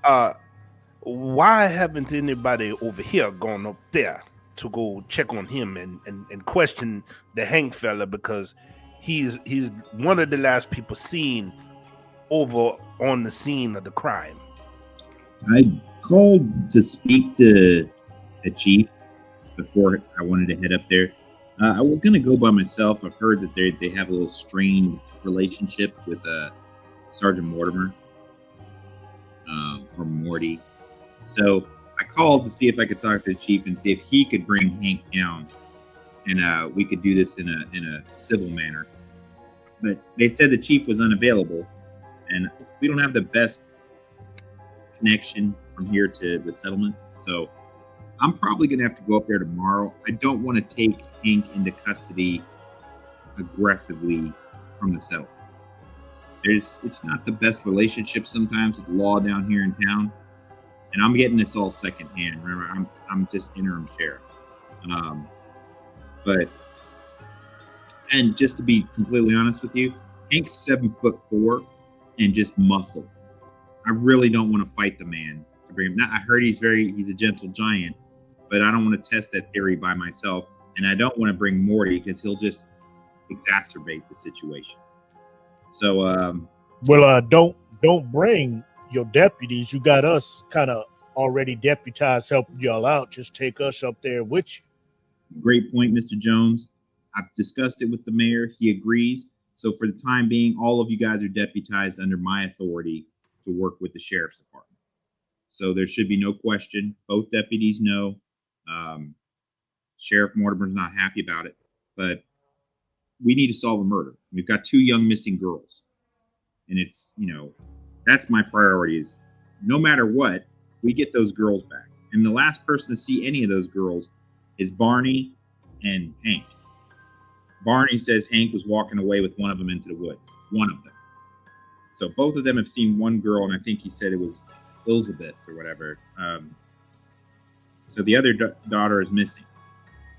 So, but answers are going to come from those individuals.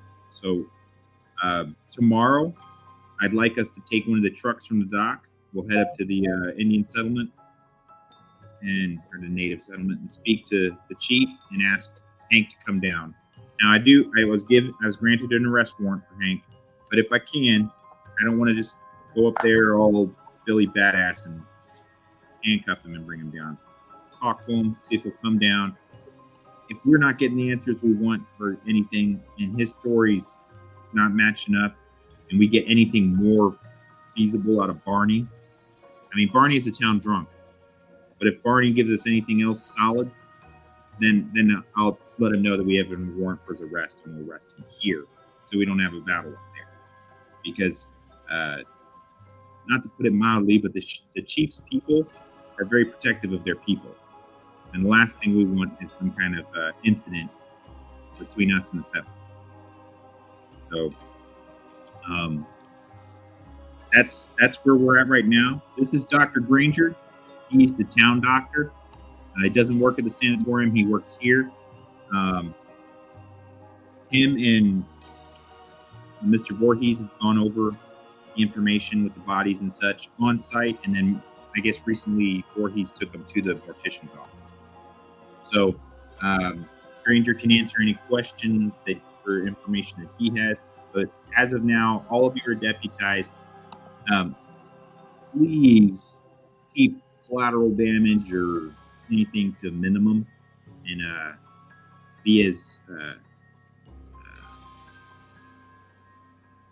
streamlined in the investigation as possible, so we don't have to cause any kind of turmoil to the people that attend.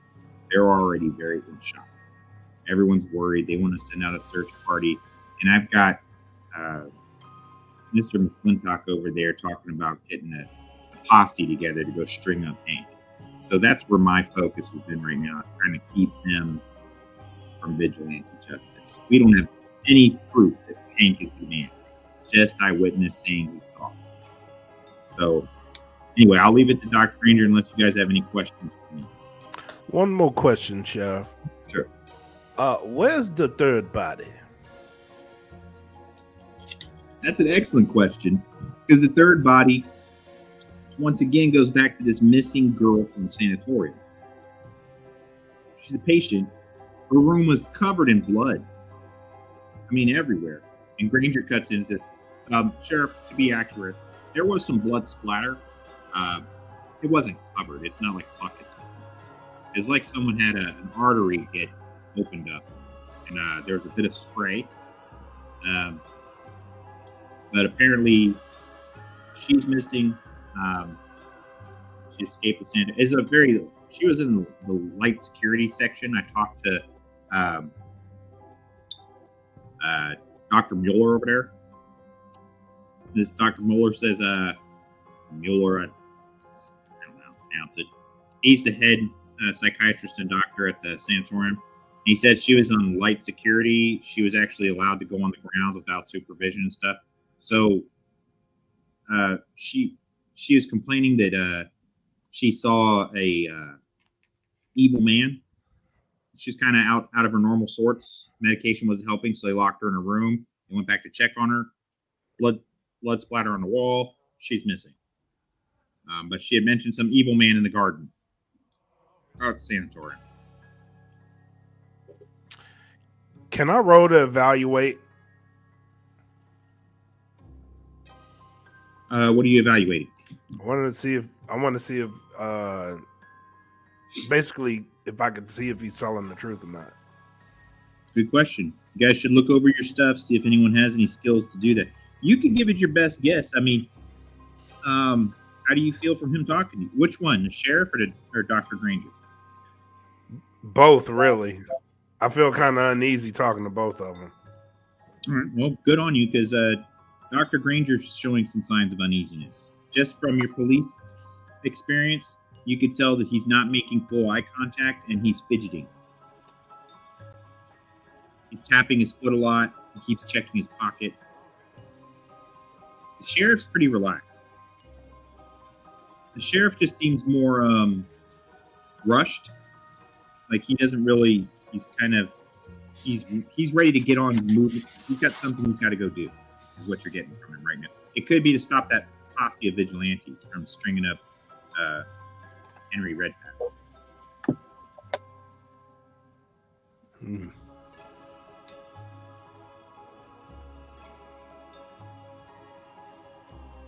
All right. Anybody have any kind of skills that might be able to determine if Mr. or Dr. Granger's lying? All I have is evaluate. I've got deduce intent, Yeah. and that's the no intent. I'm not sure if that's the same thing. You know it's an intent would be behind his actions. You could tell why he's fidgety.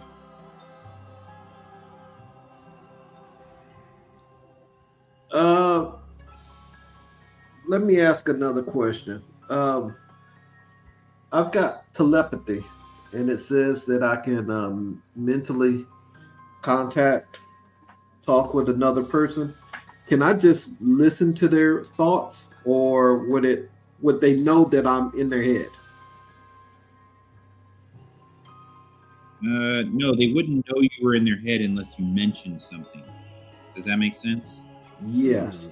Okay, I want to do that to the good doctor and just kind of see if I can't get a baseline of what's going on inside there. Okay. You have a percentage to roll, or Hold on one second. Nope, it doesn't say a percentage. It just says 25 SFE. Communicate mentally with one person.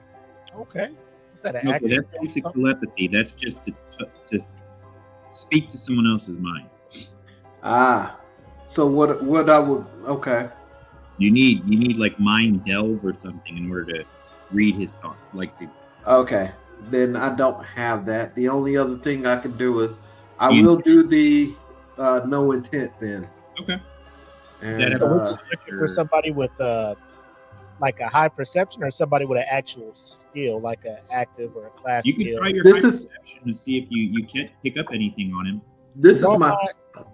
Go ahead. this is a class skill, so I'm not sure whether or not I would expend like any magical energy or any of that Only stuff. if it says that there's soulfire energy on it. If not, then you're just using a skill. Oh, okay. Yeah, there's soulfire energy. Then okay, I won't do that then. Well, I mean, they're not going to see it, if that's what you mean. It's not like you're casting. anything. Gotcha. Okay. I got 70% to do that. Okay. I'll do that. God. The hell is that man doing? Just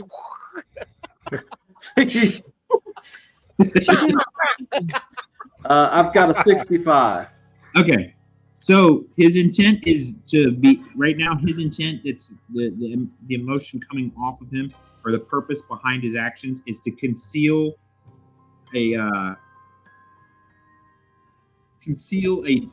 conversation or pact. He's concealing something he's agreed to with someone else.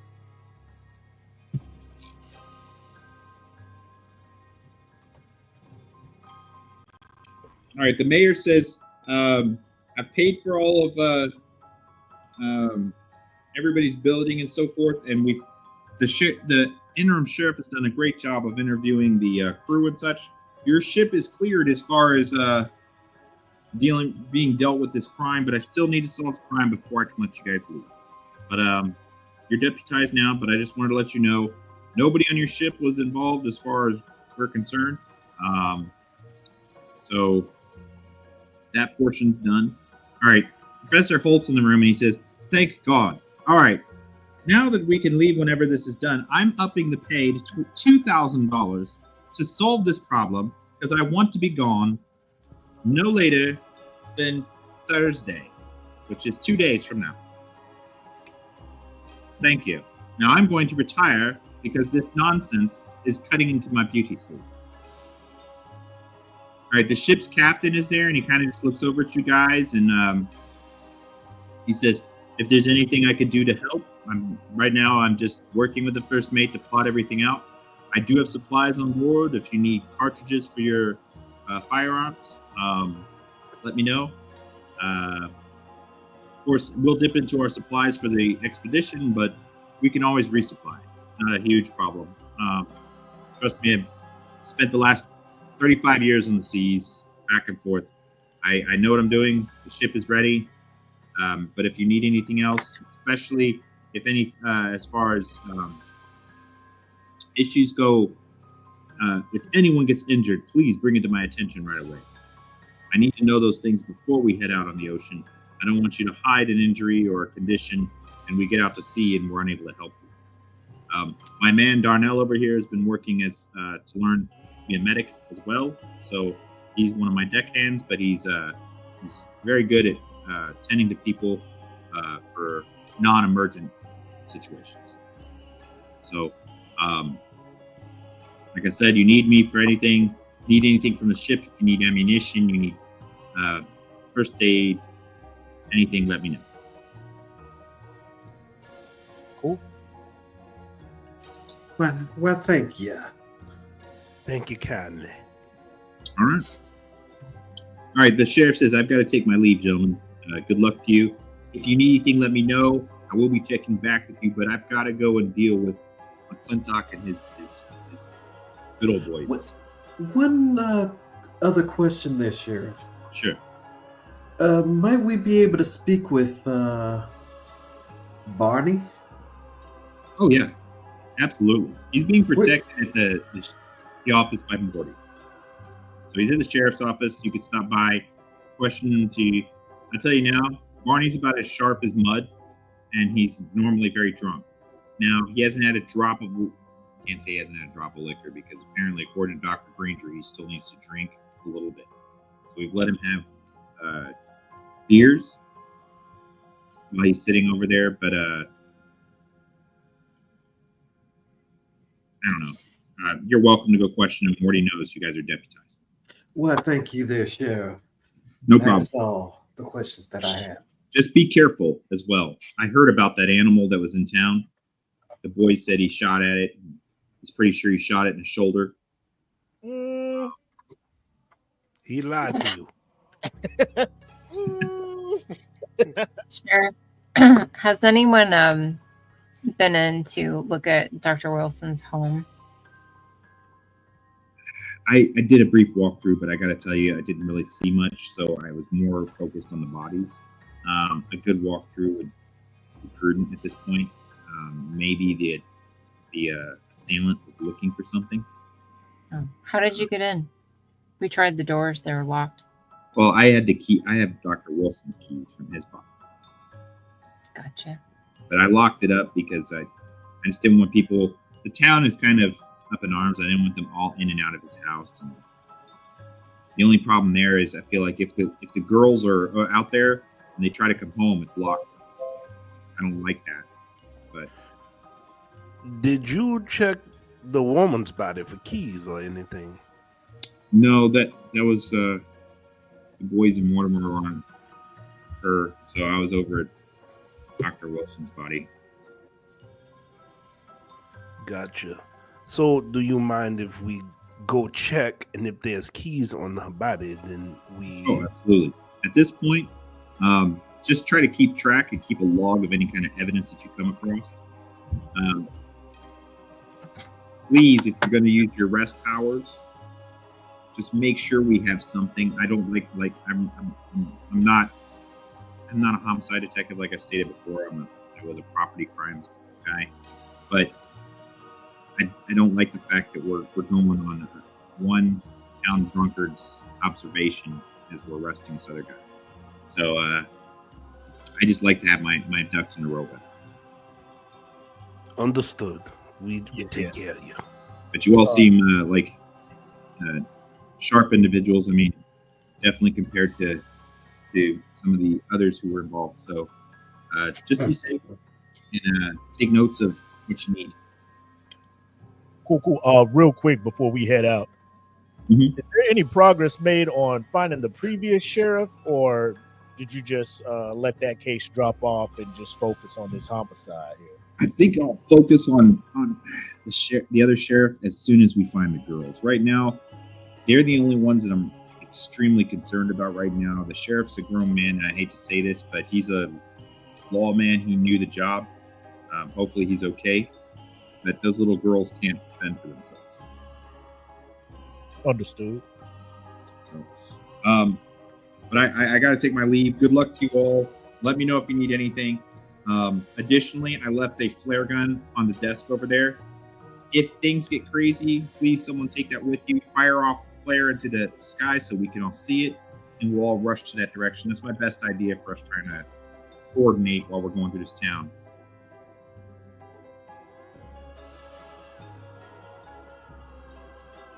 All right. Cool. Why does it keep doing that?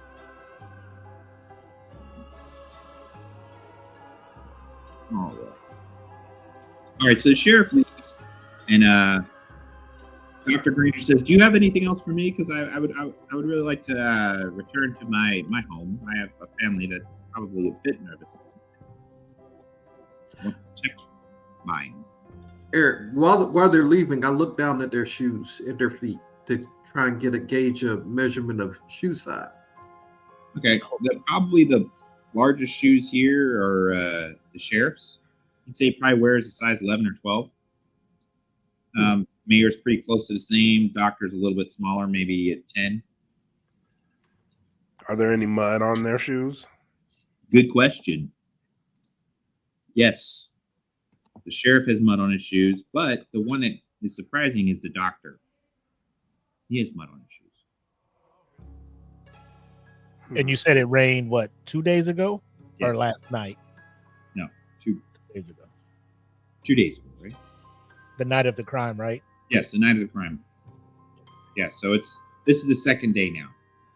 So it's been 2 days since.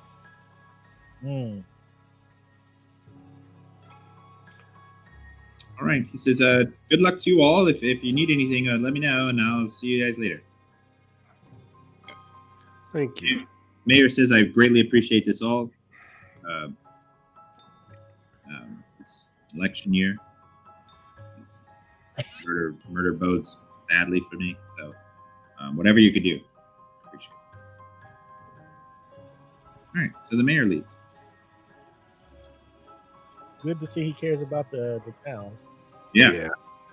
All right. Darnell says, I got all you guys' stuff here. I guess they said you could take whatever you want. If there's anything else, I'm going to go ahead and take it and put it on the ship. I think it's more secure that way. Captain Lieberman's not going to let anybody come on his ship that he doesn't. So, Hey, Darnell, just be careful, man. Some weird shit going on in this town, bro. I heard, man. You got to be careful, brother. That wolf thing. We're from the city, man. We don't deal with that. Oh, I can tell. Us Hey, country boys, we shoot. Understood. Y'all don't. I seen some stuff, but Yeah. but this is something different. I'm not gonna do anything that'll put myself in any crazy danger. All right. Well, take care, guys. And if you need anything, especially like first aid stuff, let me know, since I'm kind of the ship medic right now. I got access to the medicine, the bandages, the antiseptic, and everything. So, and also the first mate, she has access to. She's the quartermaster, so she has access to all the other stuff, like basic supplies and stuff. If you need that, backpacks, flashlights, any of that. Okay. All right. So Darnell goes and leaves. It's just you guys now. Katsuro's got his stuff. Katsuro's just bringing a knife. He's going to leave his sword in his bag and gives it to Darnell. So what do you guys want to bring with you? I'm going to bring my 2 daggers. The I'm blick. bringing my gun. Okay. I'm bringing the Bringing the shotgun, Roscoe. and I'll keep my trench knife. All right. Callie?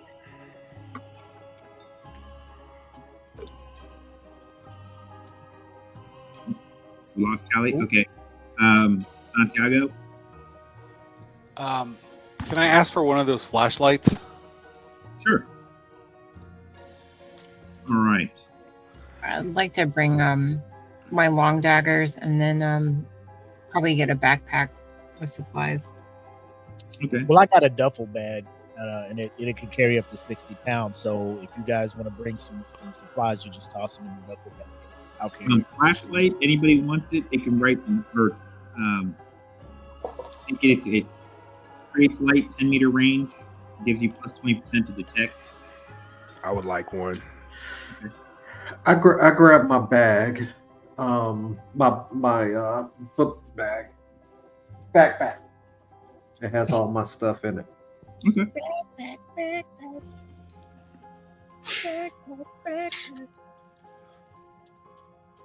All right. Well, I don't think the flashlights will be too heavy. So if everybody wants to pick one up, Yeah, then you wouldn't need to carry your bag if you don't need to. So yeah.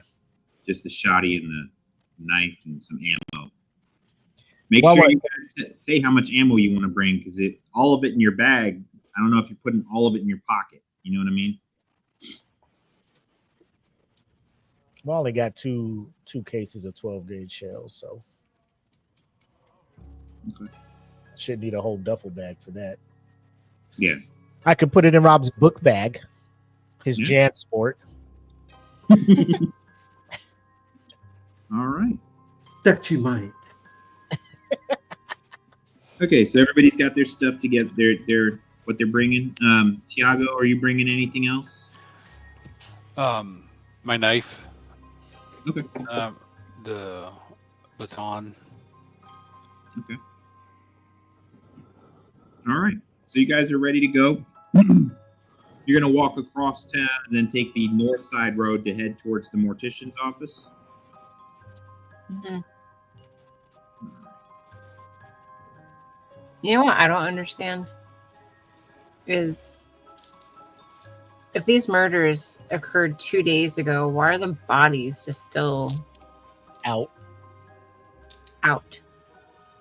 Like, there's no preservation of evidence. There's no like respect for the people that have been deceased. It's kind of like, do you know what I mean? There Like was the a weird sheriff. explanation for that third one too. Yeah, and then like the sheriff didn't even like really thoroughly go through the house. He's just like, yeah, just gonna walk through and meh. And I'm like, They don't have the most responsible people in charge of the most important jobs around this town. I guess. Well, the Agreed. old sheriff is missing, and the new guy, his speciality was not in, as you say, actual law enforcement. It was, different desk types job. of caper. Yes, he was a desk job type guy. My nephew Percival here is he seems to be more well-rounded with investigations and stuff. Not too much credit there. They make me in charge. They can do a lot worse. All right, you guys head outside. Walking down from the harbor across the town square area. Hey, real quick, y'all legit had me think there was a door behind me. I'm like, what the fuck is going on in this thing? That's a fact. I was like, what the hell? Who's coming in here? Coming in my- Y'all couldn't tell it, but I looked at my closet door because it is open. And it's getting a little bit You're breezy scary. outside. Legit Hey, looked scared up. of So it's a little bit breezy outside. And, you guys are kind of walking along the. Let me see. Am I able to share that right? Oh, It should.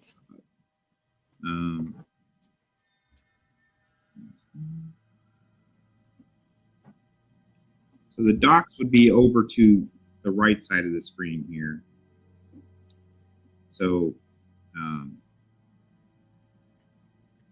you guys are coming from this way, so you came around here. Like you guys left, closed the door. You guys are heading down this way, heading across the.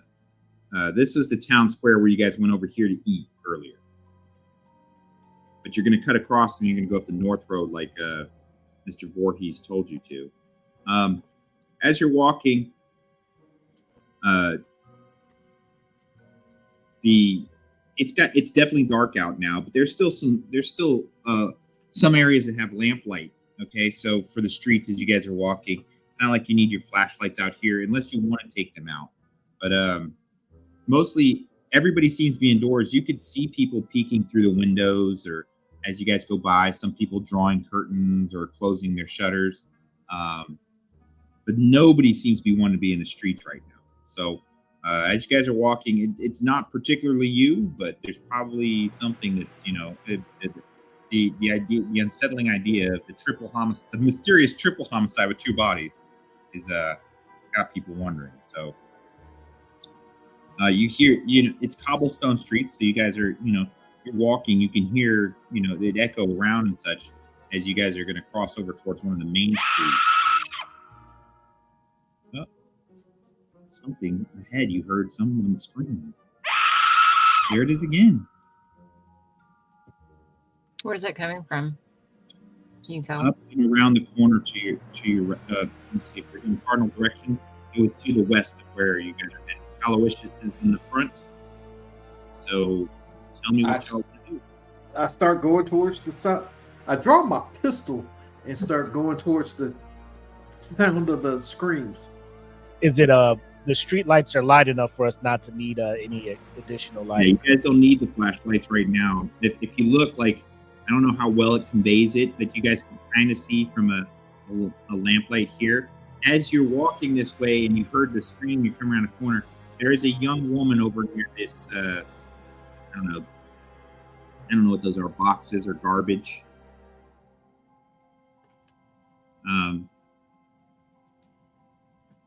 Leonora, Katsuro taps you on the shoulder and points, and he climbs up this like a fire escape stairwell here to get on the roof, and he's going along there. Fucker, that's what I was gonna do. I'll jump up there and follow him. Okay. All right.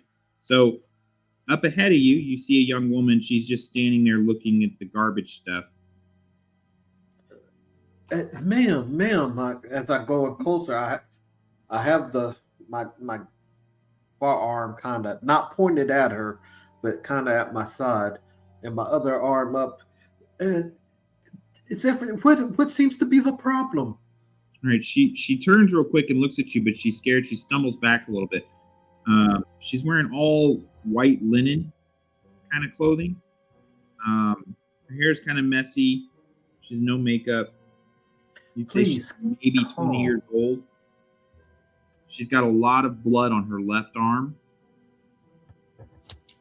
And she's backing away from you a little bit. She's running away from us. Backing away, just slowly. Ma'am, it appears you're hurt. I got a couple first aid kits. I could patch you up. Give that woman a band-aid. Everybody, let's go around the group and see what you guys want to do. Katsuro's at the edge of the rooftop, Leonora, and he points down and he does like the symbol, like I see someone down there. I'll go behind him. What is that another rooftop over there? You'd have to drop down on this one.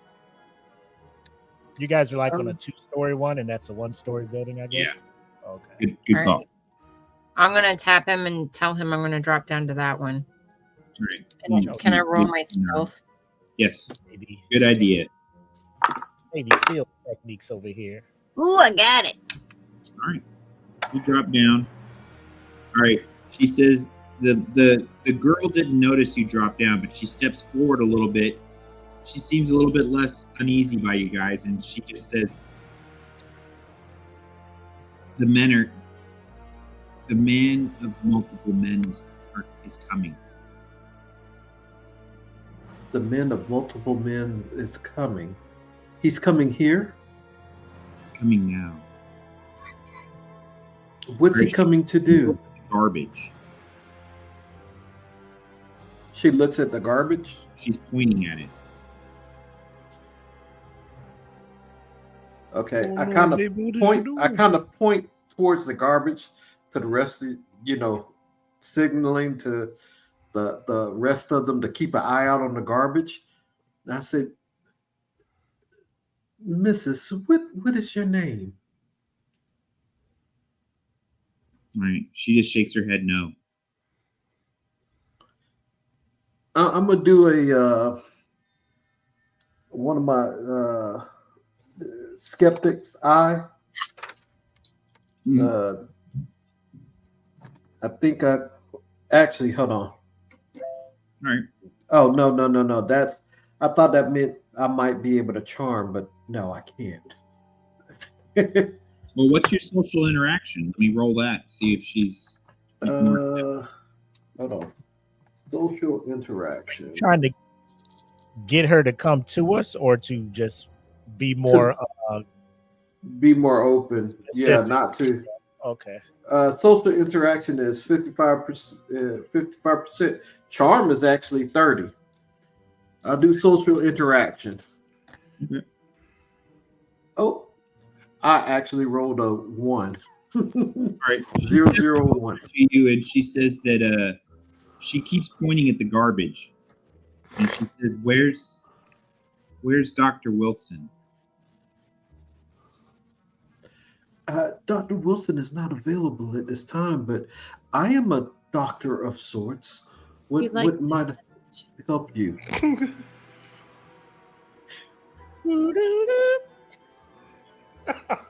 We're sorry. All right, Leonora, you're the first to notice. There's 4 men that are hooded and cloaked that are coming around from behind these 2 houses. I'll Dementors. signal to Katsuro. Okay. I see 4 down there.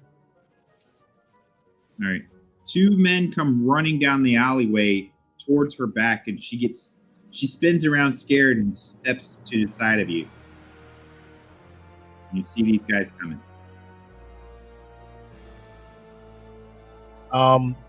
Can I just get her behind me, and then I just raise the shotgun and get ready to take a shot at these Good call. Dementors? 250 experience points. All right, guys. Let me know. Expelliarmus rounds.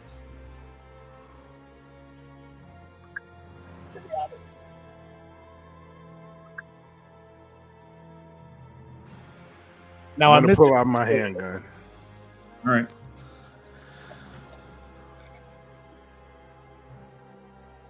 They have their faces like just a basic piece of cloth, but Uh-huh. there's something about the look in their eyes, like a blank, like fearless.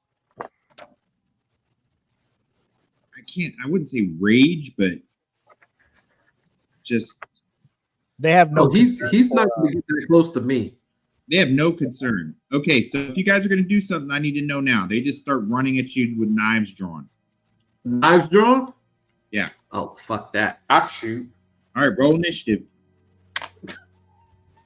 Rolling initiative. yeah. Yep. 10-sided die. They got an 8. I got 2. I got a 9. Okay. I got a 7. My man. All right. So Percival goes first. Well, I don't know. What's Tiago got? 4. Oh, Okay. wait, hold on. I get a +1 to the initiative, so I got an 8. Uh-oh. Okay. I forgot about our little bonuses here. Forgot that too. Hold on. Let's go have a little look. See.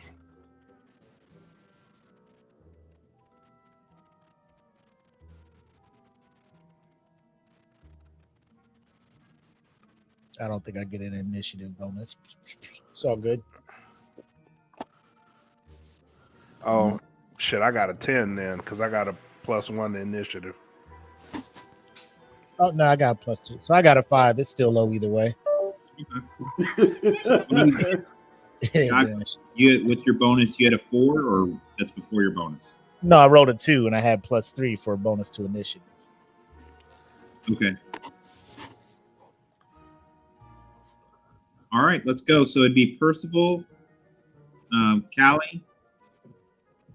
What'd you get, Leonora? I got with my bonus. I got a 7. Okay. So then it'll be Percival, Callie, then them. Then it'll go Leonora. Tiago, what's yours with the bonus? Where's the bonus?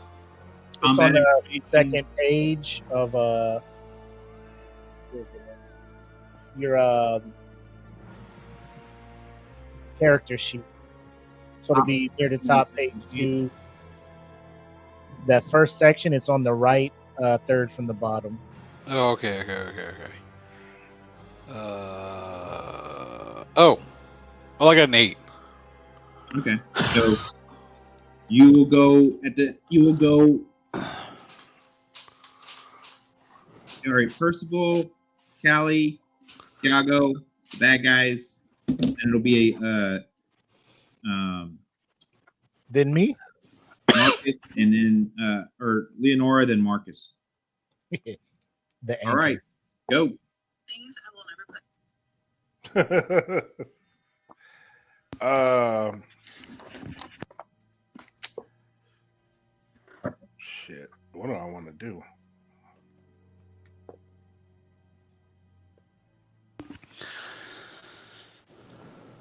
So these are mortal, right? Physical beings. Yes. Oh, they're mortal? All right, that helps. I'm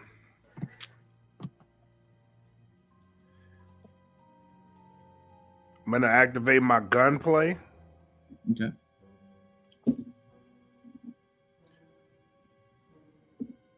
And I'm gonna aim at the first individual with the handgun. 2 hands. Pinpoint shot to the face. Okay. Bro.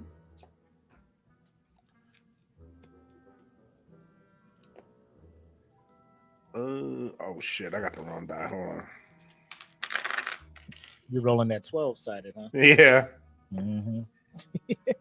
It's been 14. I got 14. Okay. Well, that didn't. Now, roll a 20-sided die again. 8. Oh, do I have a bonus? Hold on. All right, 11. well, you hit him dead in the center of his chest. All right, 44 Magnum dead center of his chest. He falls back right on the ground. Oh yeah, he's done.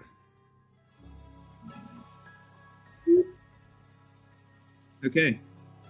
How many more actions do you have? Just one. Okay. Second individual, same thing. Pinpoint shot straight to the face. Woo, 16. All right. That was a called shot to his face. This dude is done.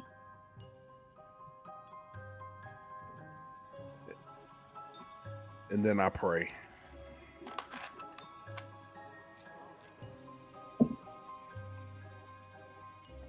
All right. Who's next? I'm next.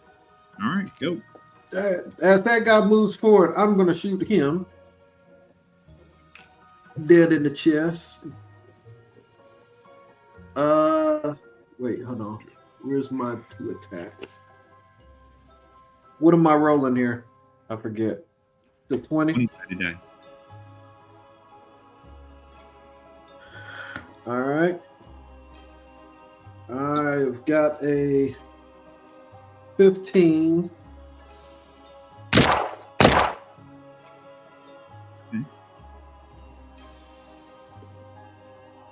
Roll the 20-sided die again. I need to know where you hit. I was going for the chest and 20 Yeah, sided you got a again. 15, so 15 is not a called shot.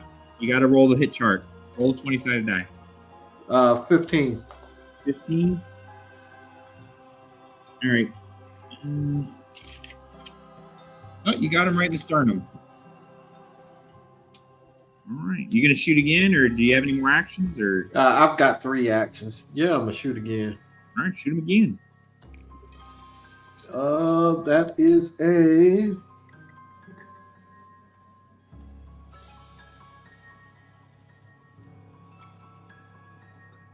That is a 14. All right, roll again. Where you hit him? 6. In the clavicle. All right. He's down, but you're not sure if he's dead or not. I don't remember how to look at more of these.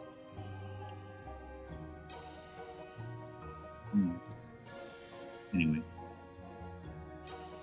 That's not great. Okay. So you're not sure if he's dead or not. That's two actions. Yeah. That guy's too close to me. I'm gonna step back. Okay. That counts as an action, right? Yep. All right. All right. So it's their action, right? Mm-hmm. How- Yeah. All right. This guy, one of the guys, jumps in at Tiago with a knife out and tries to stab him in the face. All right. He completely misses and hits the barrel behind you. He's trying to pull a knife out. Can I counter? Yep. All right, 42 on counter. Cool. Go for it. That is a 17. Sweet. I want to use the sticks, Okay. or I want to use a stick. So I sheathe my knife first. Okay. And I want to incapacitate. Okay. Do you have a move that you're using? Yeah, I want to do the lock up. Okay. So where did I put that? God, I was just looking at it.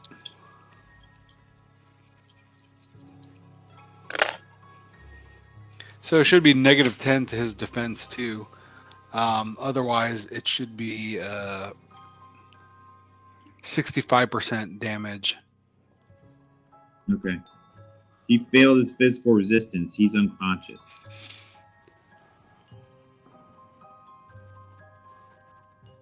All right. Anybody want to do anything else, or? I wish I could figure out how to put the unconscious thing. Do you remember? It's like, I don't remember how to look at the other icons. Is his face covered? Yes. Can I uncover it for my Yeah. second action? Sure. You uncover it. He's very unkept. You would say he's almost terrible hygiene. His teeth are yellowish brown. Maybe he shaved a couple of days ago.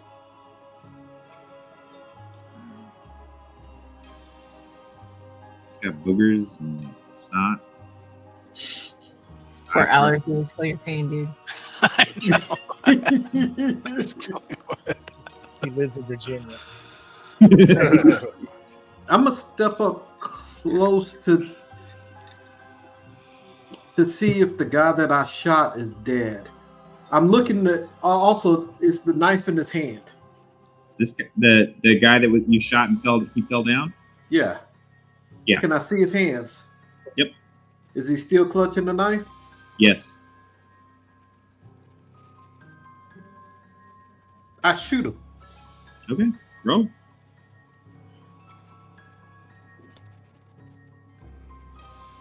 That's an 11.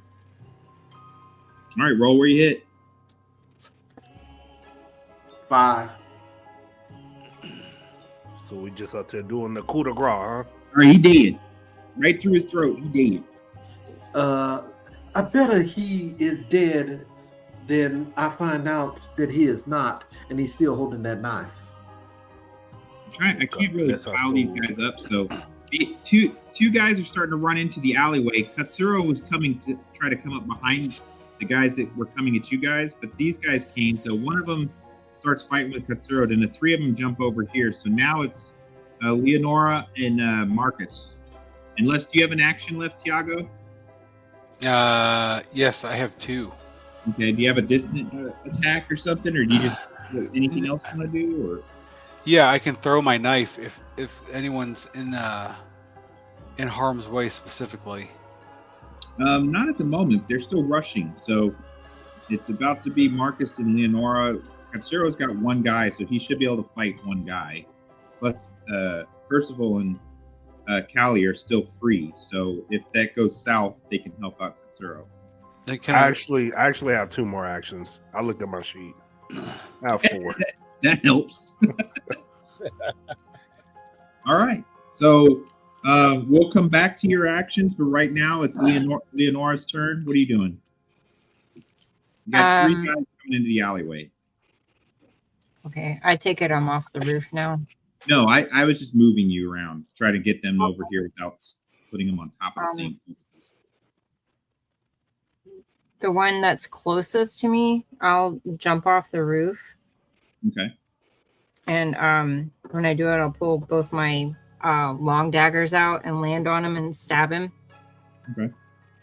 It won't let me put. Anyway. Okay. We're just going to say that you jumped off the roof. Go ahead and roll your 20. Anywhere I you're got trying to stab? right into both sides of his neck. Okay, go for it. Okay, I got a 19. I already rolled Oh. All right, he is dead. it. The next one, I'm assuming maybe he won't see me, so I'll do ambush and I'll do a crescent drawing slash. Okay. Ichi. Got an 18. Oh. All right. He falls on the ground. He tries to get up and turn around. You notice he's reaching into his cloak like he's going to grab something else because his knife goes sliding on the floor. I don't know. I'll throw my dagger. Okay. Oh. Ooh, I got a 10. It grazes him, but he pulls out a pistol. Marcus, your turn. You got 2 people in play. I'm going to put something on this guy because he's unconscious that Tiago took out, just so we know he's not in play. These 3 are in play. Cool. He's standing up with the guy that I have the cursor on is standing up with a revolver. Boom. So I know I missed the tutorial, but I'm gonna go with the grapple and pierce. Okay. I rolled a 17. Good. And then I rolled a 2, so I guess it's targeting his right eye for the pierce. Yeah. It says over 14 I grapple, so I guess the grapple is effective. Yeah, he's dead with the pierce. Oh, okay. Yeah. All right. There's one guy left. Leave him alive. We gotta talk to him. Right. I have one. God. Oh yeah, you got one. He tries to run away. Hold on.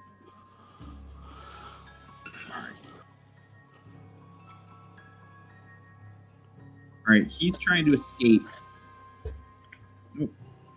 And since I think, who was it? Percy said he had he's getting away. Okay. You guys can take shots at him. He's I was running. going to see if Percy wanted to shoot him because I was going to use some turns to try to help our hostage over here who's damaged. Okay. I guess we can do that after battle, I guess, if she's not mortally wounded. Katsuro says, do we chase? We have one. Or let me get in character. We have one left here with us, right? Yeah. Back, like further towards where that guy's running. Is that the Oh, guy? no, let homie. He accepted his own fate. Fuck him. You going after him? Is that the guy we have hostage or no? Whoa! Who's making that noise? That's coming from the way when the dude went. Are you guys going to go after him? Katsuro says, are we chasing him? Is he running towards the noise? Oh no! Yeah, he's running towards the noise. Hey, No, let's stay together. Hey, Let's stay together. come Oh on no, back, baby! pal. What is you doing? No, All right. going over there. All right, he comes back. He's like, I don't want to run towards that. No. Get your ass back here. Let's be on guard for whatever made that sound. All right, a few seconds go by. You guys still have your prisoner and stuff. You hear that from the alleyway that he ran down. Sorry, it's not funny. Cool. Zero's still watching that way. You guys have your weapons out. Do you guys want to just bind him in something? Does anyone have rope or anything? Tie him up for what? Where he gonna go? He's surrounded, my boy. Yeah, it's true. Make a move. Can we disarm him? Does he have any pistols on him? Yes. Make a motherfucker. Take it. You say that they have robes and stuff on them? Yeah, it looks like a very makeshift robe, dyed black. Looks like it was made like a homemade dye. Cut strips off of it and use it to bind him. Cut strips off of the other guy's robes and use it to bind this one. All right. Good idea. And can we check the garbage too? Good Yes. call. Everybody 500 experience points for so far. Alice Katsuro. Something's coming closer. Never It's mind. not getting closer. The little girl or the young woman, the teenage girl says, We've got to go. The man of many men is coming. Hey, y'all heard the lady. Let's make haste. Yeah, I throw this guy over my shoulder. Who is this man, the many men? All right, you guys got to roll your escape. Wait, Tiago, did we check the garbage? you're gonna have a negative Bro, 15 because you're Mini carrying. man is coming, Sure. bro. Mini man. many. We gotta get the fuck up out of here. Talking about, can we look at the garbage? You ain't hear that shit? All right, roll your investigate for the garbage. If someone let's look at the garbage. Yeah, I'll look. You about to be in the trash. 20%. I rolled my investigation. All right, So we're Tiago, rolling. you kind of mess with the garbage. You notice that as soon as you move some of the boxes around, you find a very mangled woman's head. It looks like Found it's been Oh shit! pretty much crushed. Bring that with us. No. Take it. I stripped one of the more cloths off of one of the other guys, and then I wrapped the head up in it. Let's go. All right, everyone, roll your escape. Katsuro says, "I'll help you carry him, Tiago." So you only have a negative 5%. I did not get my escape. Uh-oh. I'll do Where's escape? First page of the character sheet. In the middle under character abilities, it's in the third. Aha. Oh, you see it? Yeah. Okay. I can bring up the rear and I'll do back protection. I did not get my escape either. I ran the wrong way. I thought it was gonna be me. The head. Oh my god, his head. Oh yeah, I made it. You're holding Echoing. Oh my I got God. mine. I'm deuces. God got me. Make sure y'all come back and Are you investigate. taking the little girl? Yeah, please take the Take the girl with you, Percival. go without us. All right, Katsuro's gonna go with Percival then. Come on, man. Hey, me and Lucille about to do some work out here. Seal.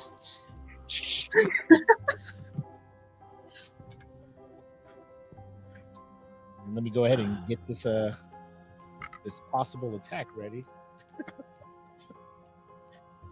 Are we rolling for initiative, or is Mini Man gonna get the first strike?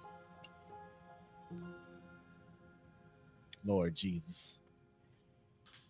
Oh my God. All right, ahead of you, you can barely tell from the light. Someone is in the alleyway or at the other end of the alleyway. Mm-hmm. So, they're large because they're having a hard time kind of moving towards that. They big. So, I lost.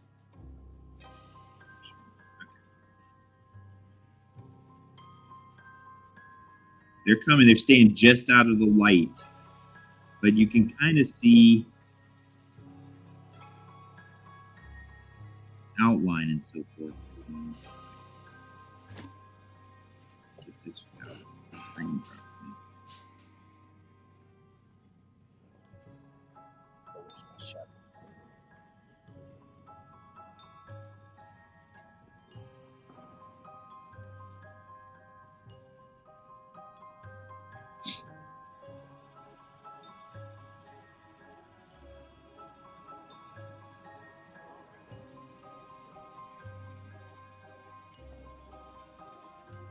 Hey, EJ, real quick. I'm looking at the list. I see there's a decapitate stat. Is there not a dismember one, or is the dismember one just strictly based on the attack?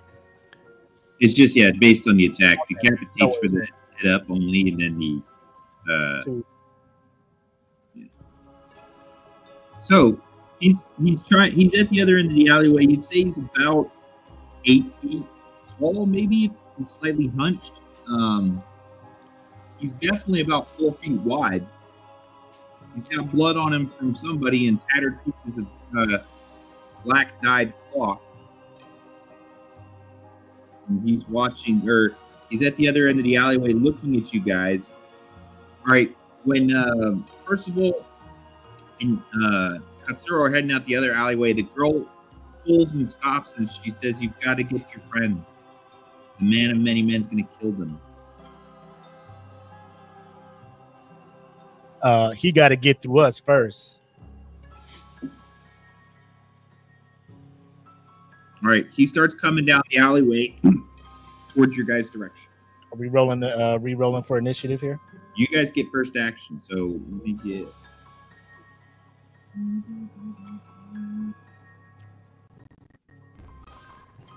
All right. I will do. Where's my? I think it's a single slug shot from the shotgun. Okay. Can I see the alleyway again? Yeah.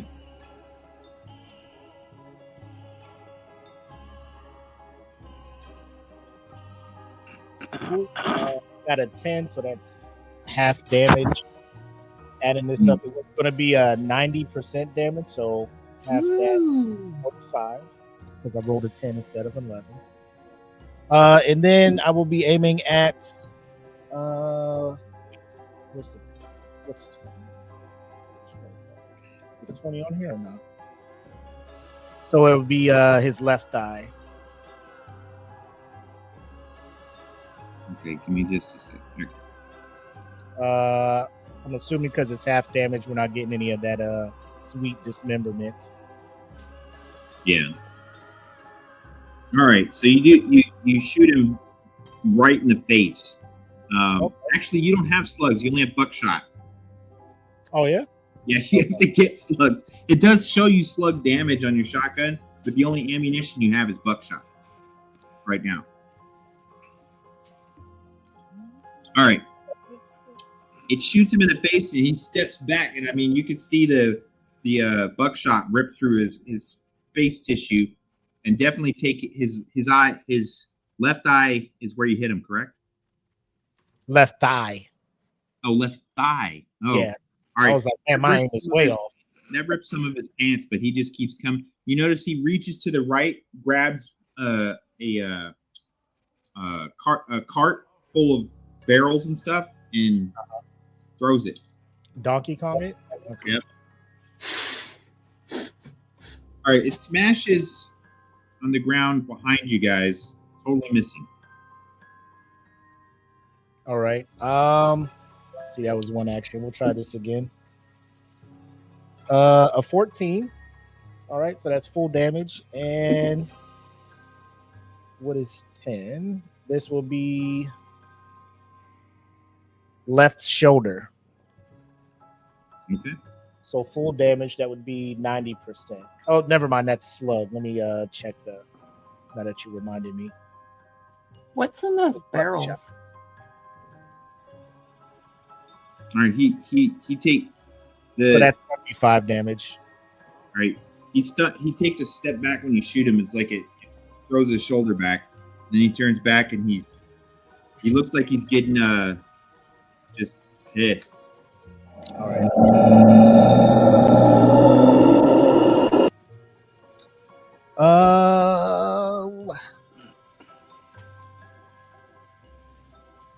I want to shine the flashlight in his eyes.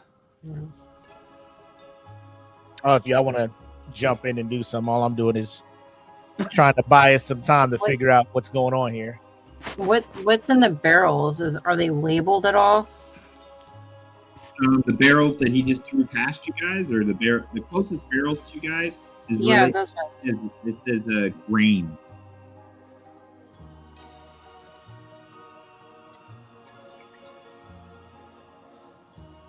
Are you thinking he's like undead type stuff, something flammable will get him off of us, or? Yeah, that's what I was like. Is there any torches nearby? Is that like whiskey barrels? Can we? I got something.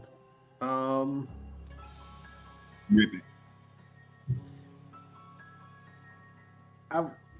The ignite spell. Is that like a big? Because it says start a small fire, and then there's another one, create flame. Create flame is just a small flame, like I'm lighting a match, right? Yeah. or a torch. But the create fire, the ignite, is that like a? Because that's damage is plus 15%. But it's is that like a fire? For the ignite? Yeah, like an attack, Yeah, it's basically just hitting them with fire. like a fireball type deal. Yeah. Okay.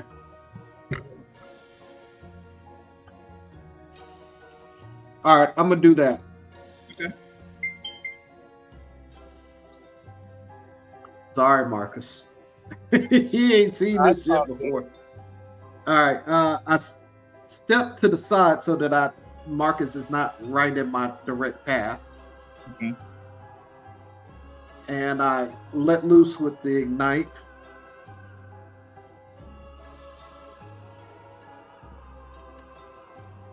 I got a 18. Okay.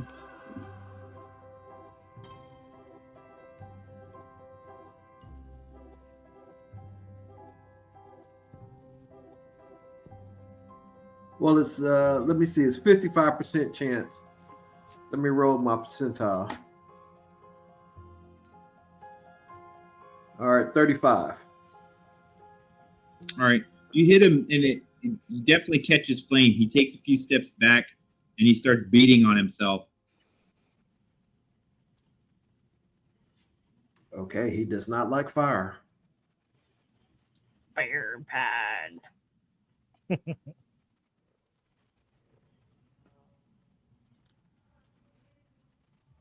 All right.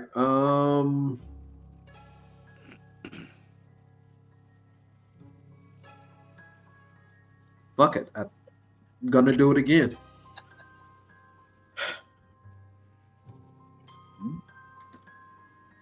$19 and 32%. All right. Now he is definitely engulfed in flame, and he starts walking the opposite direction. That's our chance. I say we run expeditiously the other way.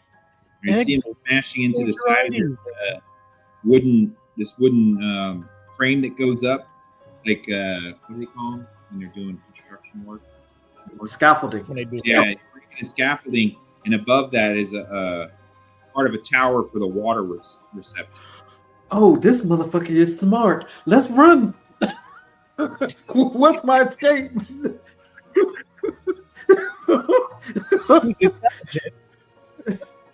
This motherfucker is smart. Let's run. I mean, between you and Marcus, you guys have already done like over 200% damage. So, and he's not showing any effects of that. So that is definitely paranormal, supernatural. Yeah, let's get out of here. Yeah. Unless anybody wanted to try something new with this guy or figure something out. But I got hopefully everybody noticed his size. So when we talk about did Hank do it or not, this dude looks pretty big as well. Yes. I got like a 28 on my escape. Oh, we Okay. rolling. As soon as I see him reaching for that thing, I go, let's go the other way. I think So we where found am I at? our first contender for the dice dungeon this round. Escape was not made. Oh shit. Oh my god.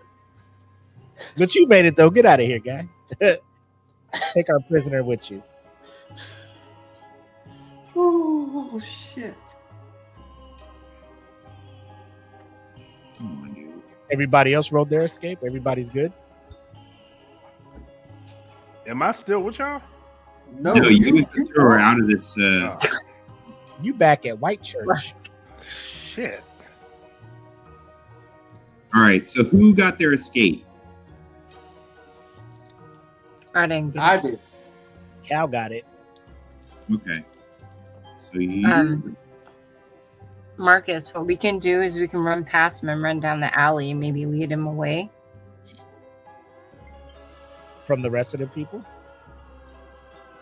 Be decoys, if you will. Tiago, Yes. did you get your escape?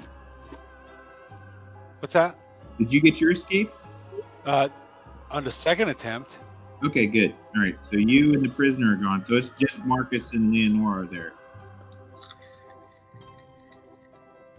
All right, he's Yeah, we definitely figured out coming back ways. now that he's not on fire anymore. Oh, little baby. Oh, little baby. How do I say Say goodbye? Ready? I love the face. How fast can you run? Fast as fuck. Fast as fuck, boy. Fast as fuck. My speed is at 85. All right, let's go. Run. Running through things like the speed of sound. All right, he's definitely not that fast. So you guys Right. have made it out of the area. Oh, so we did escape. Yeah. There you go. All right, Is good there deal. like a bell or something that we can ring in the town to let them know? Like, don't somebody go outside to let their dog out? And Well, I'm suspicious anyway, because once nighttime came around, people were closing blinds and all that shit anyway. So that might be Yeah, a like do they know something? You regular guys? occurrence in White let Church. them Yeah, know. everybody was like deuces. They ain't say nothing. Damn, they crazy. Is there any markings on any doorways or anything? Good question. Right now, it's hard to tell because you guys just ran out of the square. It'd probably be better to go Okay. back, flashlights, and look.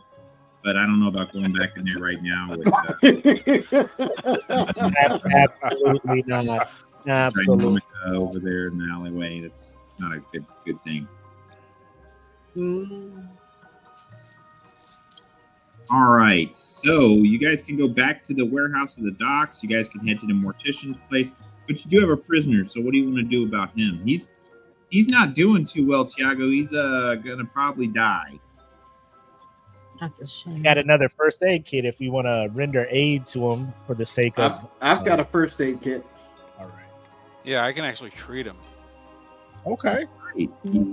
Oh, I see you. Arr. Let me go ahead and clean dress wound on this guy. There you go. Now that you guys have him here, and you know kind of torn up some of his stuff to bandage him and tie him up, and he's wearing a striped white linen. White Like a- linen. Like a prisoner outfit. No, not a prisoner. I do a what is that? A knowledge check, maybe? Psych.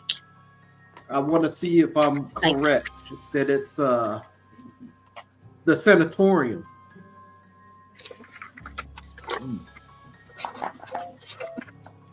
What would I need to roll on For what? investigate or evaluate there, Eric? Investigating Huh? stuff, all right? Because I think that uniform is the striped white thing is from the sanatorium, but I want to make sure what I roll investigate, evaluate, or to know that they look like hospital clothes. I'll show you. You tell me. I would say based on his actions, he's probably from the crazy Sanatorium. place. Yeah. This universe's version of Arkham. There you go. Yeah, that dude's nutty. Mm-hmm. I think he's a few pounds short of a full bale of cotton. So that's what he's wearing. He is smiling at you, and he kind of asks as you're bandaging him up, Tiago. He says, "When's breakfast?" Callie, can you see what's going on in his mind? I don't have that ability. I can talk to him, but I can't just read his mind. He's great value, Professor X. Oh my god. Oh, you mother! Stop. God dang. What the hell? He's the aquatic one. Oh, hold on a second. He found something. If I do this, then I'm probably pretty much tapped for anything else magical tonight until I replenish my whatchamacallit, because it'll take me down to pretty much nil. Do we have any rations on us? Hold on a second. You guys didn't get it when yet. You guys didn't ask Darnell for anything, so Right. No, we weren't expecting any of this shenanigans tonight. We thought we were mystery Scooby Doo stuff. Okay. just ripping off masks and then instead Running through doors and confusing monsters instead of Yeah. actually fighting them. gotta have the musical moment where you're Hold running. on. Let me make sure I got enough to do this. Can I try to hear his thoughts? Oh, here we go. You caught back up to us? Yeah, First of we all, were- why y'all leave us back there like that? That's fucked up. you tell us. Yeah. Way to go. Did you see that thing? Oh, Did you see it? I heard it. I ain't see it. What it look like? Yeah, that's what I'm- pulled. Hold on. What'd you get, Leonora? What do you want me to roll? Just 210s. Ooh, I got an 86. Okay. I got 250 Like that so ain't All far. right, the little girl says his name's Derek Weller. the Or girl. the teenage girl. She says that's Derek Weller. What is your name, darling? Alice. Alice?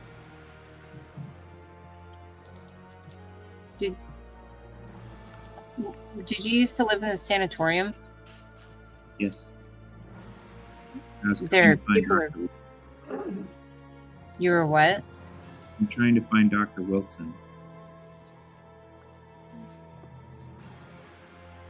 He used to work. He used to be my doctor. Oh damn. What happened to you? The bad doctor didn't want me to tell Dr. Wilson about what happens. What do you mean? What happens? What happens at night when the bad doctor sends out people like Derek. Who's the bad doctor?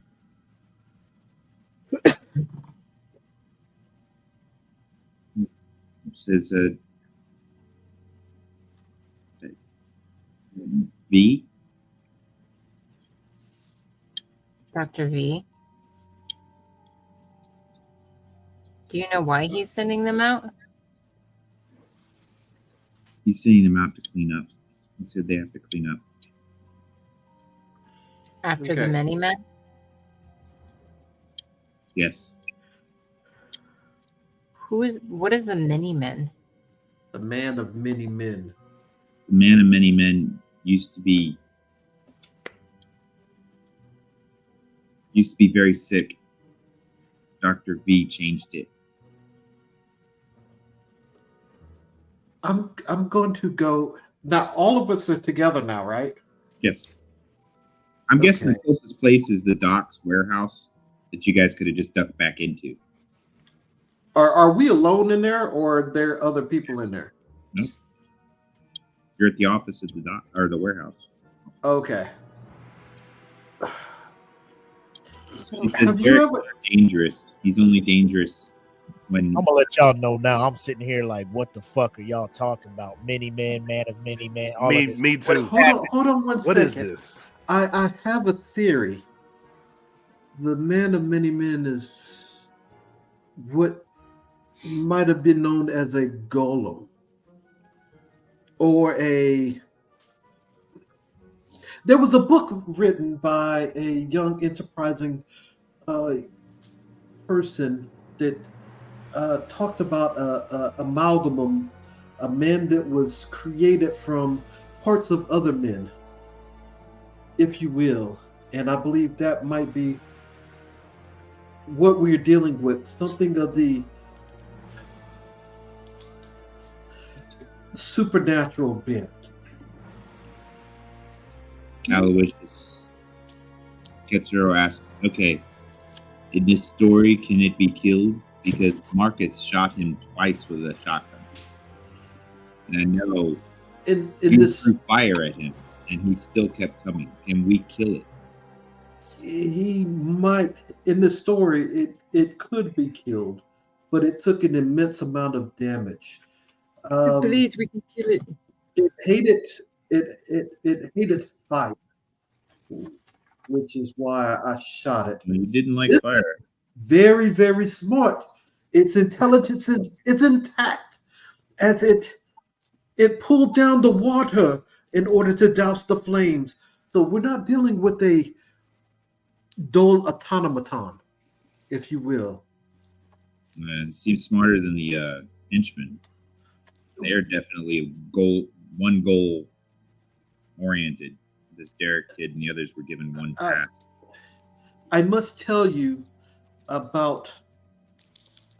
I am a man of peculiar circumstances, if you will, and so what I'm about to disclose, please, we must keep it in here. Mum's the word. Well, there's a lot that happened in that alleyway that we should keep in here because you threw fire from your hands. Yes, I am kind of a practitioner of magical arts, if you will. You a goddamn wizard.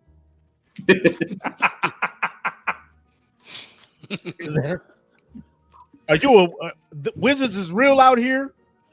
I'm for lack of a better term, yes, I can be called a wizard, but I'm no pointy hats. Oh, wizard too, Percy. Ain't this your family?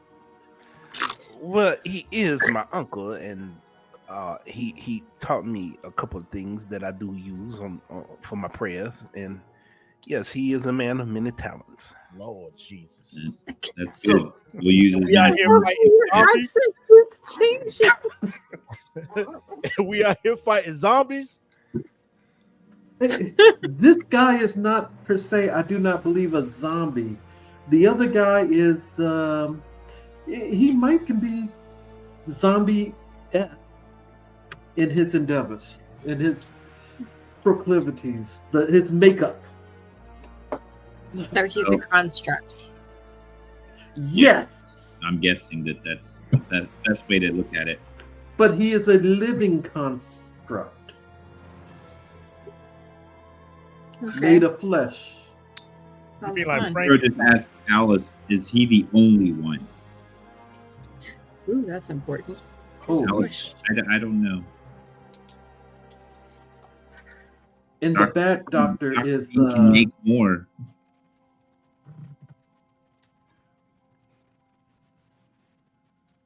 What were you saying, Cal, about the bad doctor? I'm asking Alice. The bad doctor is he is the one that is creating these men of many men. He made him out of an old man named Paul.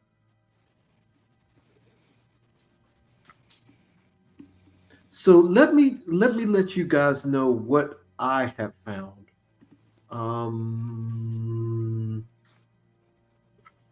Before, while we were investigating the person in the alley, and I do like this. I go like this to Alice, pointing at Alice and going. The person in the alley, when we were investigating that body, I was made aware that there may be some lingering essence, and I spoke with the essence of the body in the alley that warned me of the doctor, and it said to tell Ernest to save the girls, save those that have lost their minds, and that the attacker was a man of many men that the doctor knows.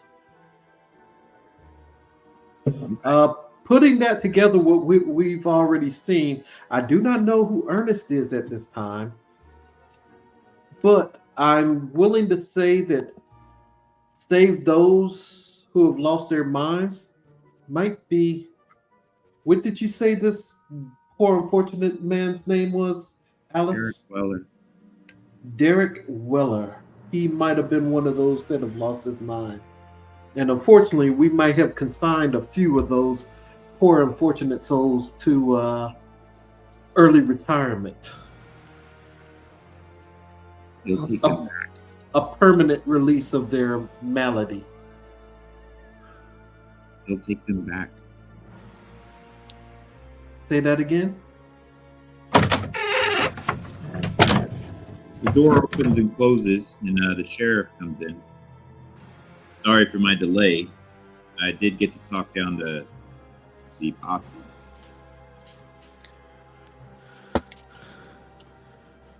He says, I see you've been busy.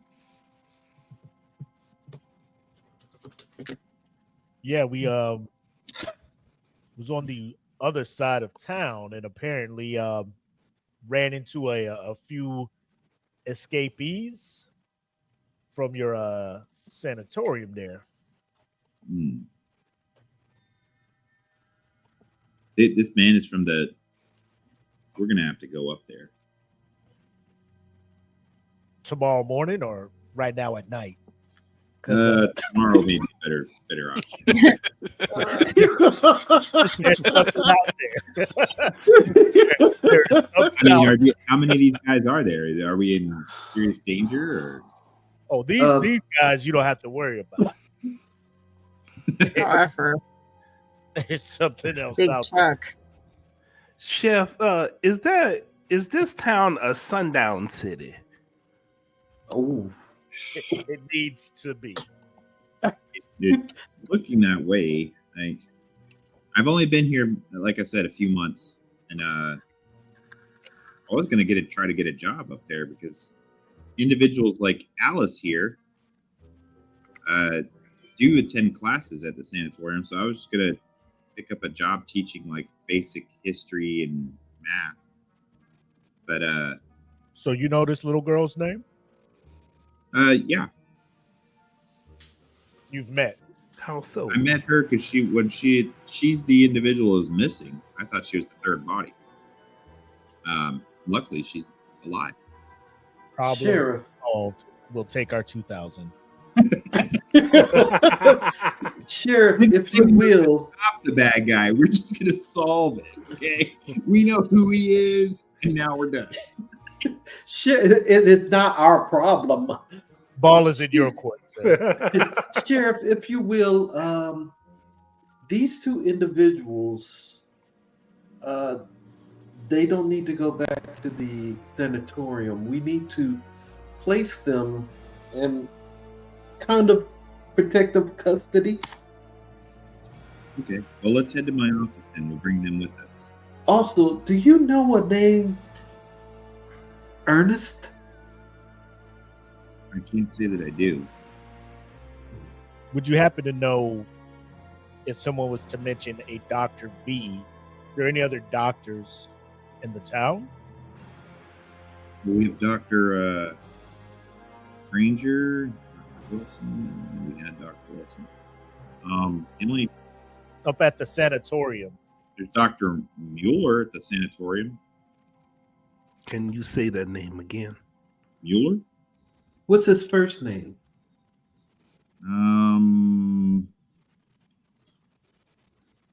His and Dr. Granger's. I believe it's Vance. Dr. Vance Mueller. I think it's time we speak to Dr. Vance. In the morning. Definitely in the morning where there's Most certainly. plenty of light. Well, they never messaged me back. And the temperature keeps going up. Not really sure what to do now. Oh, he's talking. Yeah, it's 76 now. Ooh, Lord. A humid 76. The worst. Swamp ass. Sucks. Yes. Okay, so now Vance Mueller.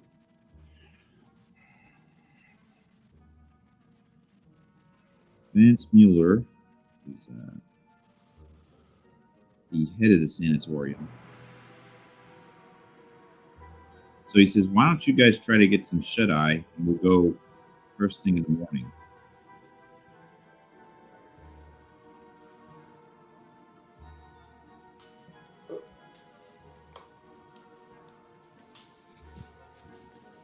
Sounds good. I would like to go talk to my brother if that's a possibility. I know you moved the ship. Yeah, I don't think that'll be a problem. They have a smaller boat going back and forth, like for shore. So, and they'll definitely let you guys on board because you're part of the expedition. So, it should be good. I'll take them to the police or to the sheriff's office, and they can stay in one of the cells and keep them safe that way.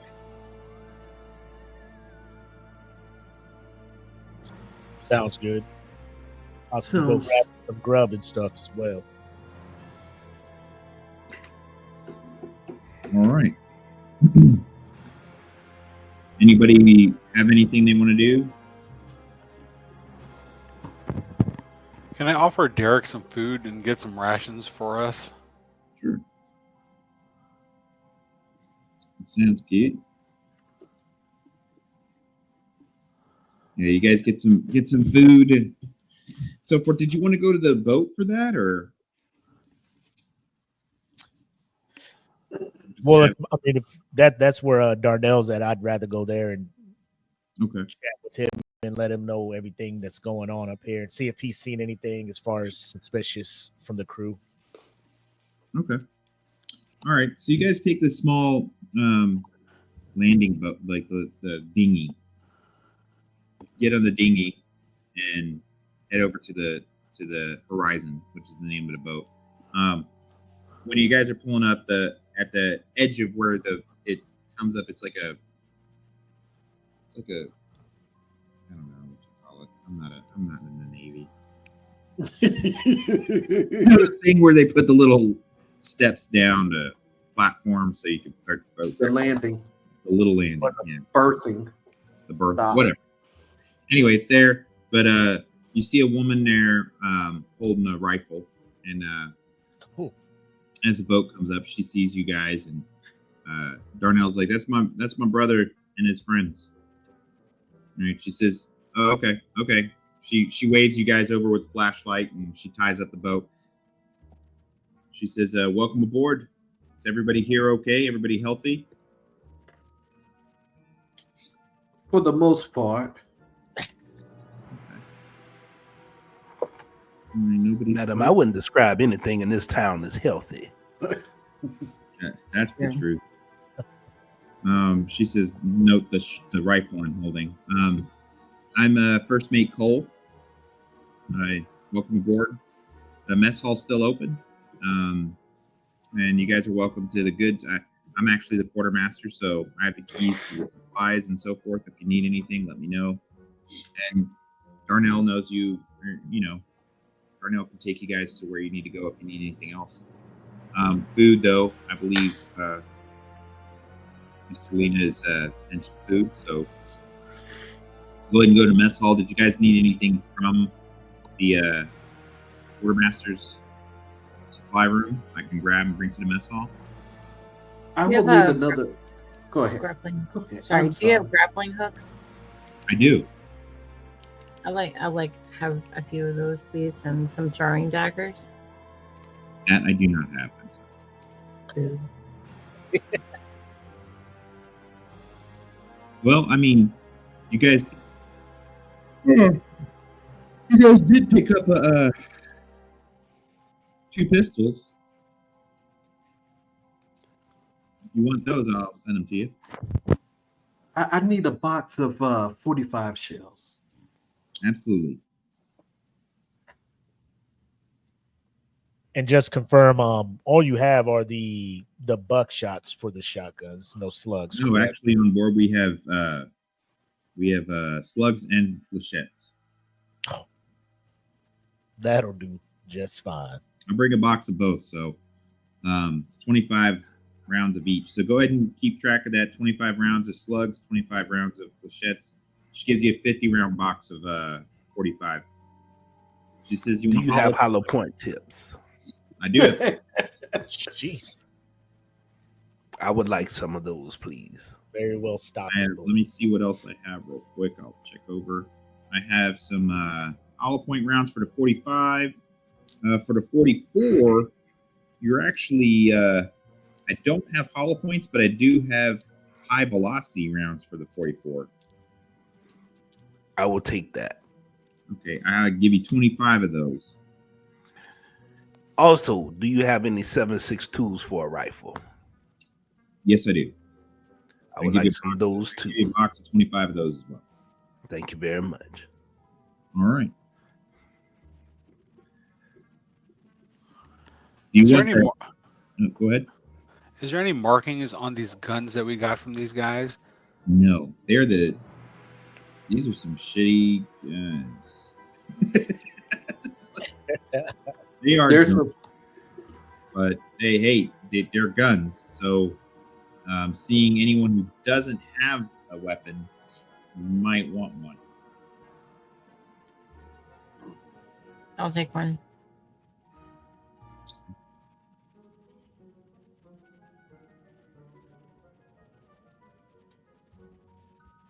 Does everyone else have a firearm? Because Keep the things on me. After tonight, Yes. My rod and my staff. All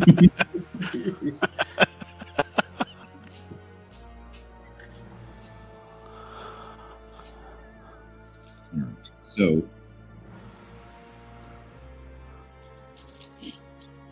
I just know at a certain point in time we need to sit down, and a lot of y'all have some abilities that I've never seen in my life. So I would like to get to know what everybody here is bringing to the table. Well, no time like the present. I Right. must say. Why are you talking like Snagglepuss?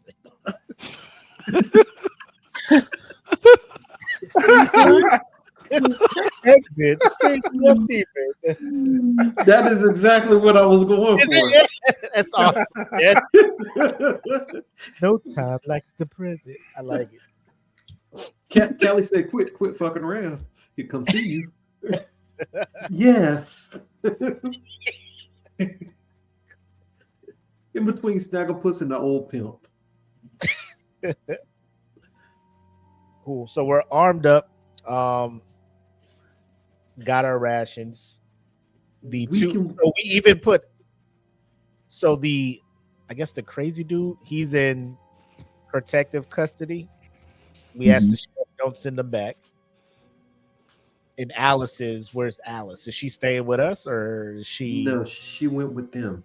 yeah, she's in the sheriff's department too. So How are we feeling about this sheriff? Trustworthy?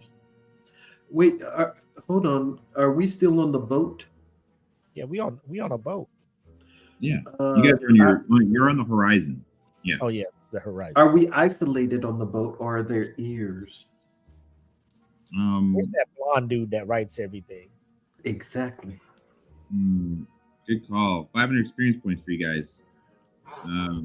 Where's Randall? Let's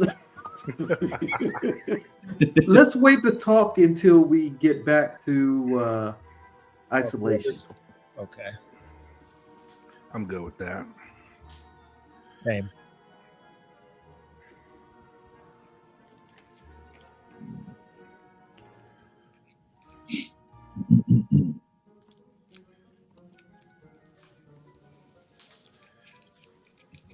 So are we headed back now? You guys are staying on the boat, right? Did y'all? Because I'm like, are y'all trying to stay the night in the town? Y'all know. No, I mean, I sir. know. Me and Nora was back there fighting for our lives. Had to put No, on the sir. No, sir. track shoes while y'all ninja vanished. You know. So, Okay. If we can somehow make sure that we are isolated and that people will not be dropping of the eaves, if you will. You could just close. I mean, close the mess hall door.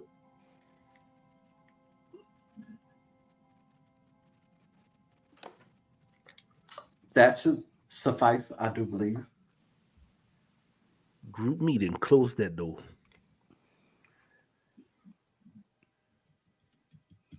Okay, I go and close the door.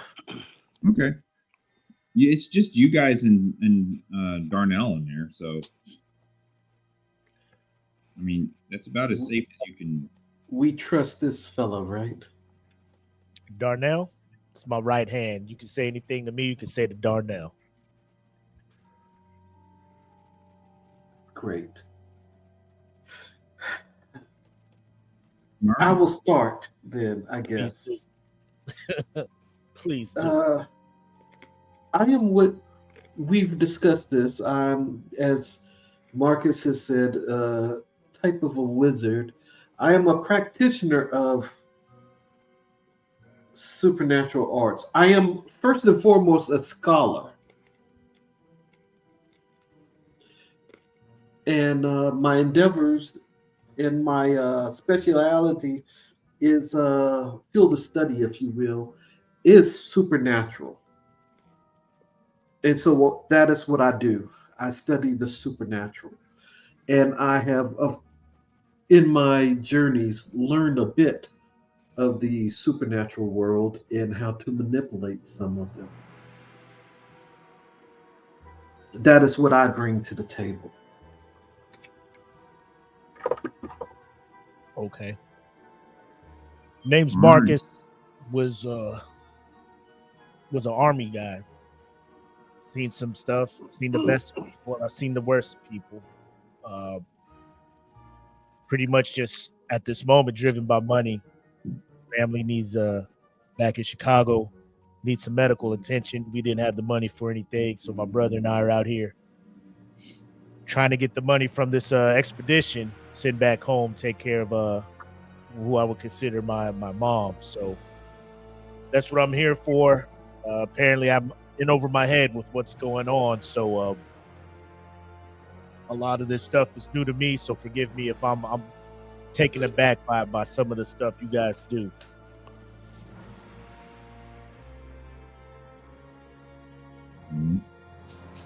Just that Leonora, Tiago, and Marcus, you guys should have those handguns sent to you. Cero says I'm pretty much in the same boat. I'm not familiar with a lot of this paranormal stuff, but my people are very superstitious. So of course I grew up hearing lots of stories, but I've never seen anything like what we saw tonight. And I'm not as gifted as our friend Caloysius or Percival here. But this may be all part of my journey to find my honor again. So we shall see. Maybe this is what destiny had planned.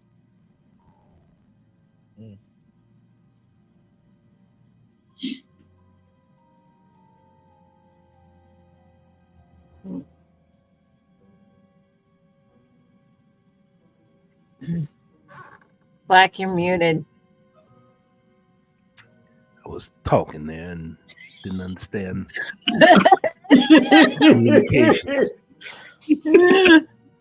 Percival's telling a story like, Everybody's like, oh shit. oh, Kung Fu theater up in here. No, I was looking for the love of my life, and led me here with my uncle, and all this work with these doctors and things, and it just reminds me of her because she is a doctor and she is an investigator, and she helps me out very much, and this whole thing just makes me miss her. And so if I get a little emotional out here, I apologize.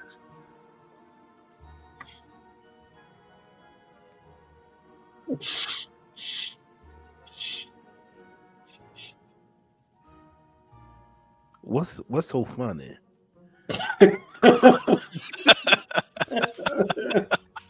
Talk like a talk. All right. So anybody here know each other? I mean, obviously you two are related. You know, Darnell and Marcus are related. So Sergeant Jones, I know you well, my friend. that's true. Now America- recall doing some time in the Philippines and going through something very traumatic, almost costing me my life. And there was a couple of folks that rescued me from that situation. Now, you wouldn't happen to be one of them, would you? I know your heart is good from our time together. So I was lucky enough to be able to repay you somewhat. Huh. So what brings you over here? Is this you repaying the kindness I showed over there in the Philippines? No, our paths crossed by chance. I'm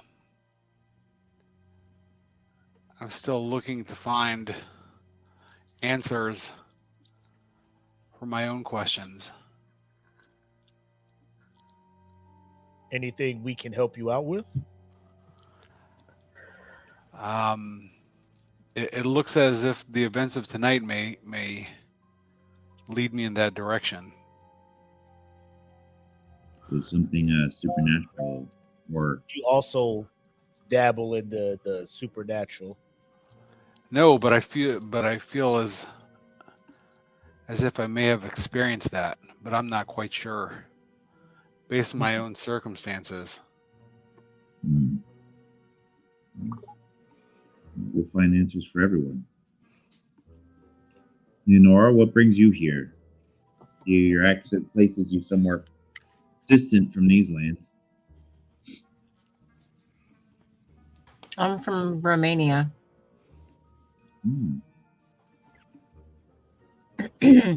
There is a bad war over there, and I was part of a traveling circus, if you will. And I used to do the tightrope walks, and dagger throwing is what I was especially good at. And my father was killed, and then my brother, I think he's dead. I'm not sure. So I ran. The war was coming. Well, that's for most of Europe and Eastern Europe, Russia now. Everybody's moving to different places. So my condolences to the loss of your family and to your country. Thank you. Yeah, I haven't seen war up close and personal. I wouldn't want to wish that on anybody. So No, glad you're here with us. And I'm not a religious man, but I will keep your family and everyone you care for back in Europe in prayer. Thank you. It's so strange. They started, the Romani people are very private. they started trying to document us and fingerprint us, and so things got very strange. But anyhow, so I came to America. Can't say I like it very much. Well, Maryland has been a disappointment. I can say that. Yes. Might go to this Africa you guys keep talking about, because America ain't it. Are you familiar with Rosewood? Are you familiar with Vlad Tepes? I've heard My stories. mother was a practitioner in many ways, and one of the ghost stories that she used to tell us to make us behave, amongst others.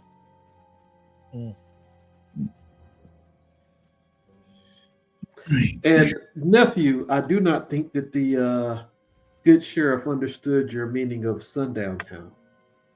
I don't think he did, Uncle. And old Rosewood is not too far from those sundown towns, and the way the people act out here, it gives me that vibe, It does, especially from the good sheriff deputy.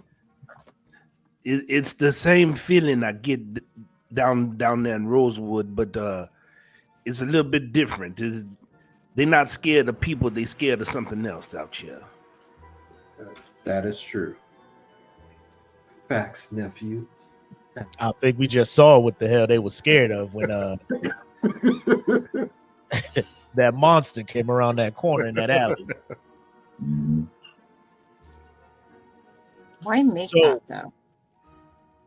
My Because of question Jenn? to the group is this. We're helping the sheriff with this investigation. We are actively agreeing to withhold information from the sheriff. So are like we fully committed on solving this mystery without the help of law enforcement. Well, we could look at it as we had that run-in with the Minimen, but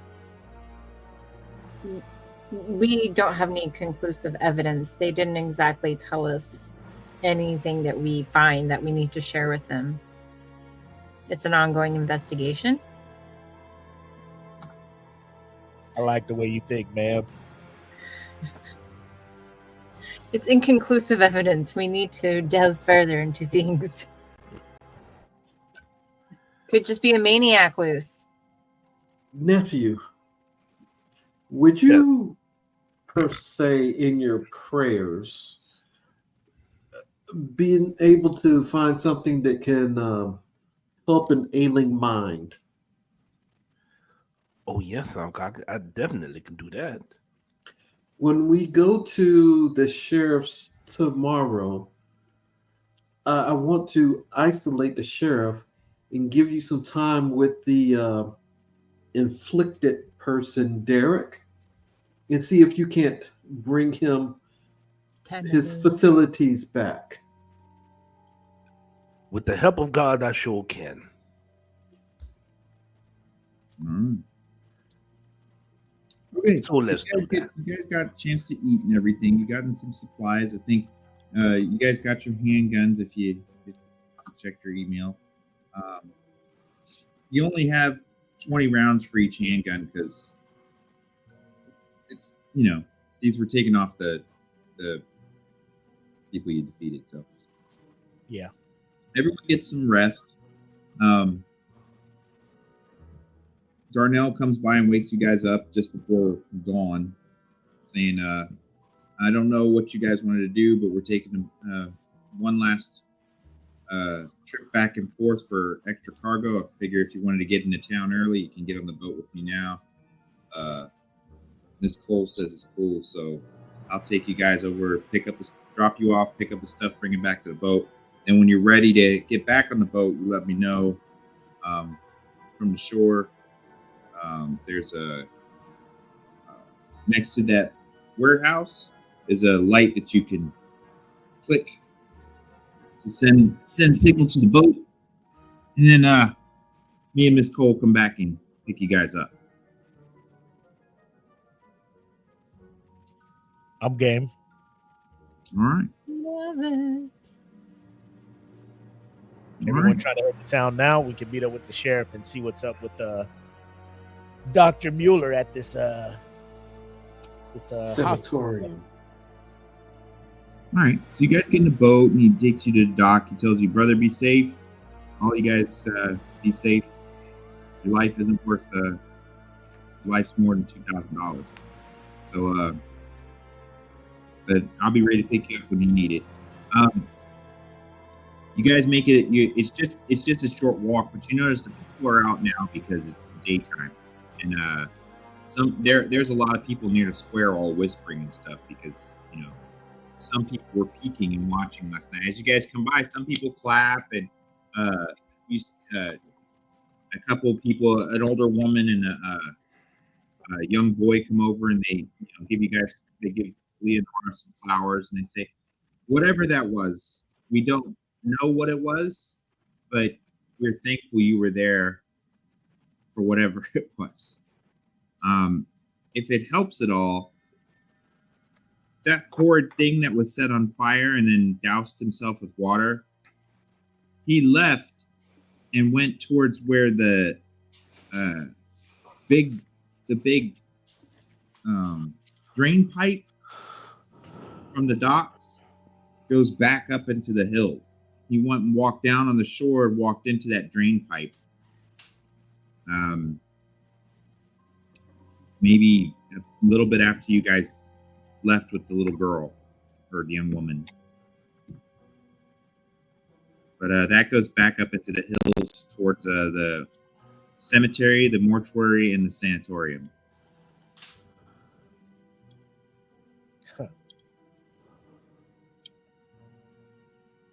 That's interesting. Very, very interesting. All right. So you guys are walking over to the sheriff's department. People are, like I said, some people wave and stuff and nod like a short thank you. As you turn the corner to see a sheriff's place, you hear someone just smashing through some different parts of the wooden cargo boxes and barrels and stuff that's kept over here to be taken over to the docks, and someone's smashing some of that, and you hear gunshots as you come around the corner, and you see Du Bois with his lever action rifle, and he's shooting, and he says, "Damn it, Hank, you need to surrender, boy."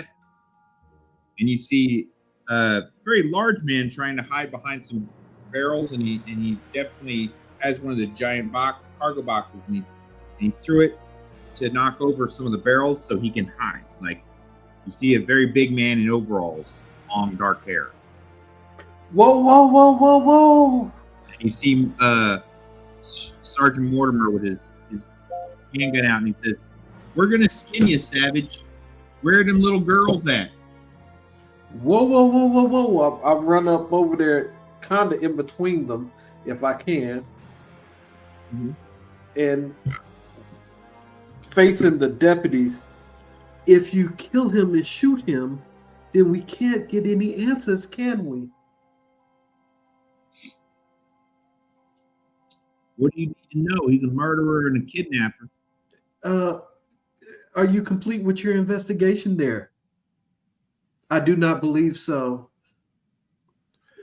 Respectfully, Sheriff, I've never seen a killer come back to the scene of the crime, let alone the town. So if he's here, there's a reason that he is absolutely here. And you, big fella, would you mind stop smashing the stuff that's supposed to go to our boat? I'm not here to cause trouble, please. Then calm down. Stop smashing. Okay, you notice he stands up. He's a huge man. He stands up and he says, "I want no trouble. I have brought information about Elizabeth." Then you shall come with us. Not with them, but with us. Deputies, he is in our here, if you will, and we will escort him.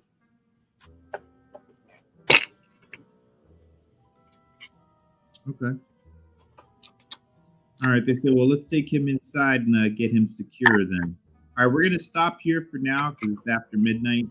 So we'll pick up again in the next gaming night. But this is where we'll break for the evening. So you guys are set up. It's the next day. You're at the sheriff's office. You've got Hank in there. You've got Derek Weller, and you got Alice. And sheriff's going to be coming soon. So you have all playing parties, and you guys can move forward from there. Any questions? Love it. None, man. This is a great session.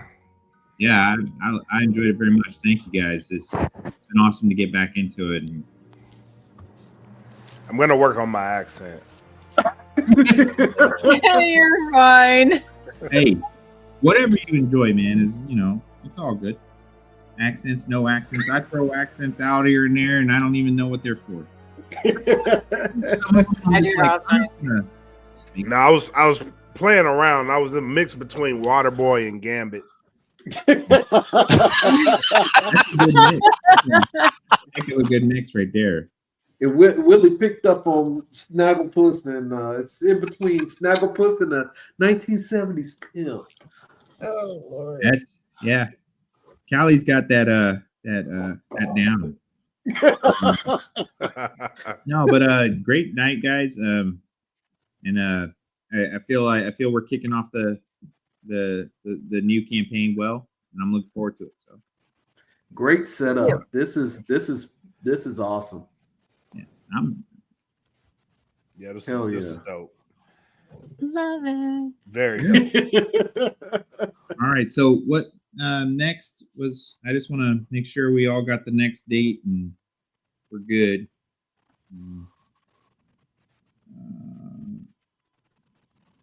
That's going to be the 26th, right? Or no, the 19th. I won't be here for the 19th. I'll be out in Vegas. Okay. Anybody else not going to be available for the 19th? Or I can't do 19th. I can do 26th. You guys want to do 26th instead? Yeah, let's do 26 instead. Okay. Because that's not one of your weekends according to this. So I don't know if you already updated that, love. I haven't until April. I gotta update the other one. Okay, 20. Well, sounds like 26 works for everybody.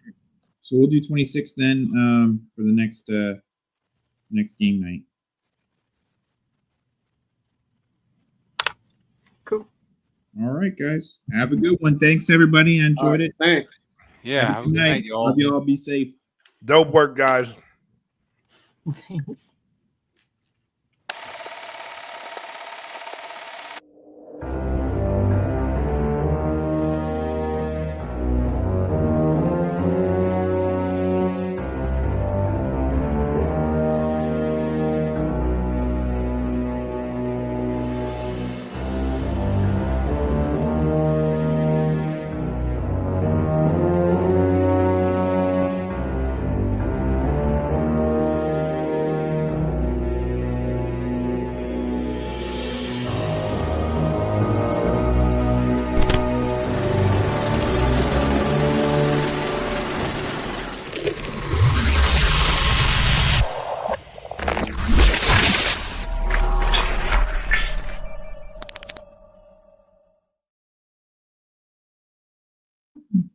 Good stuff.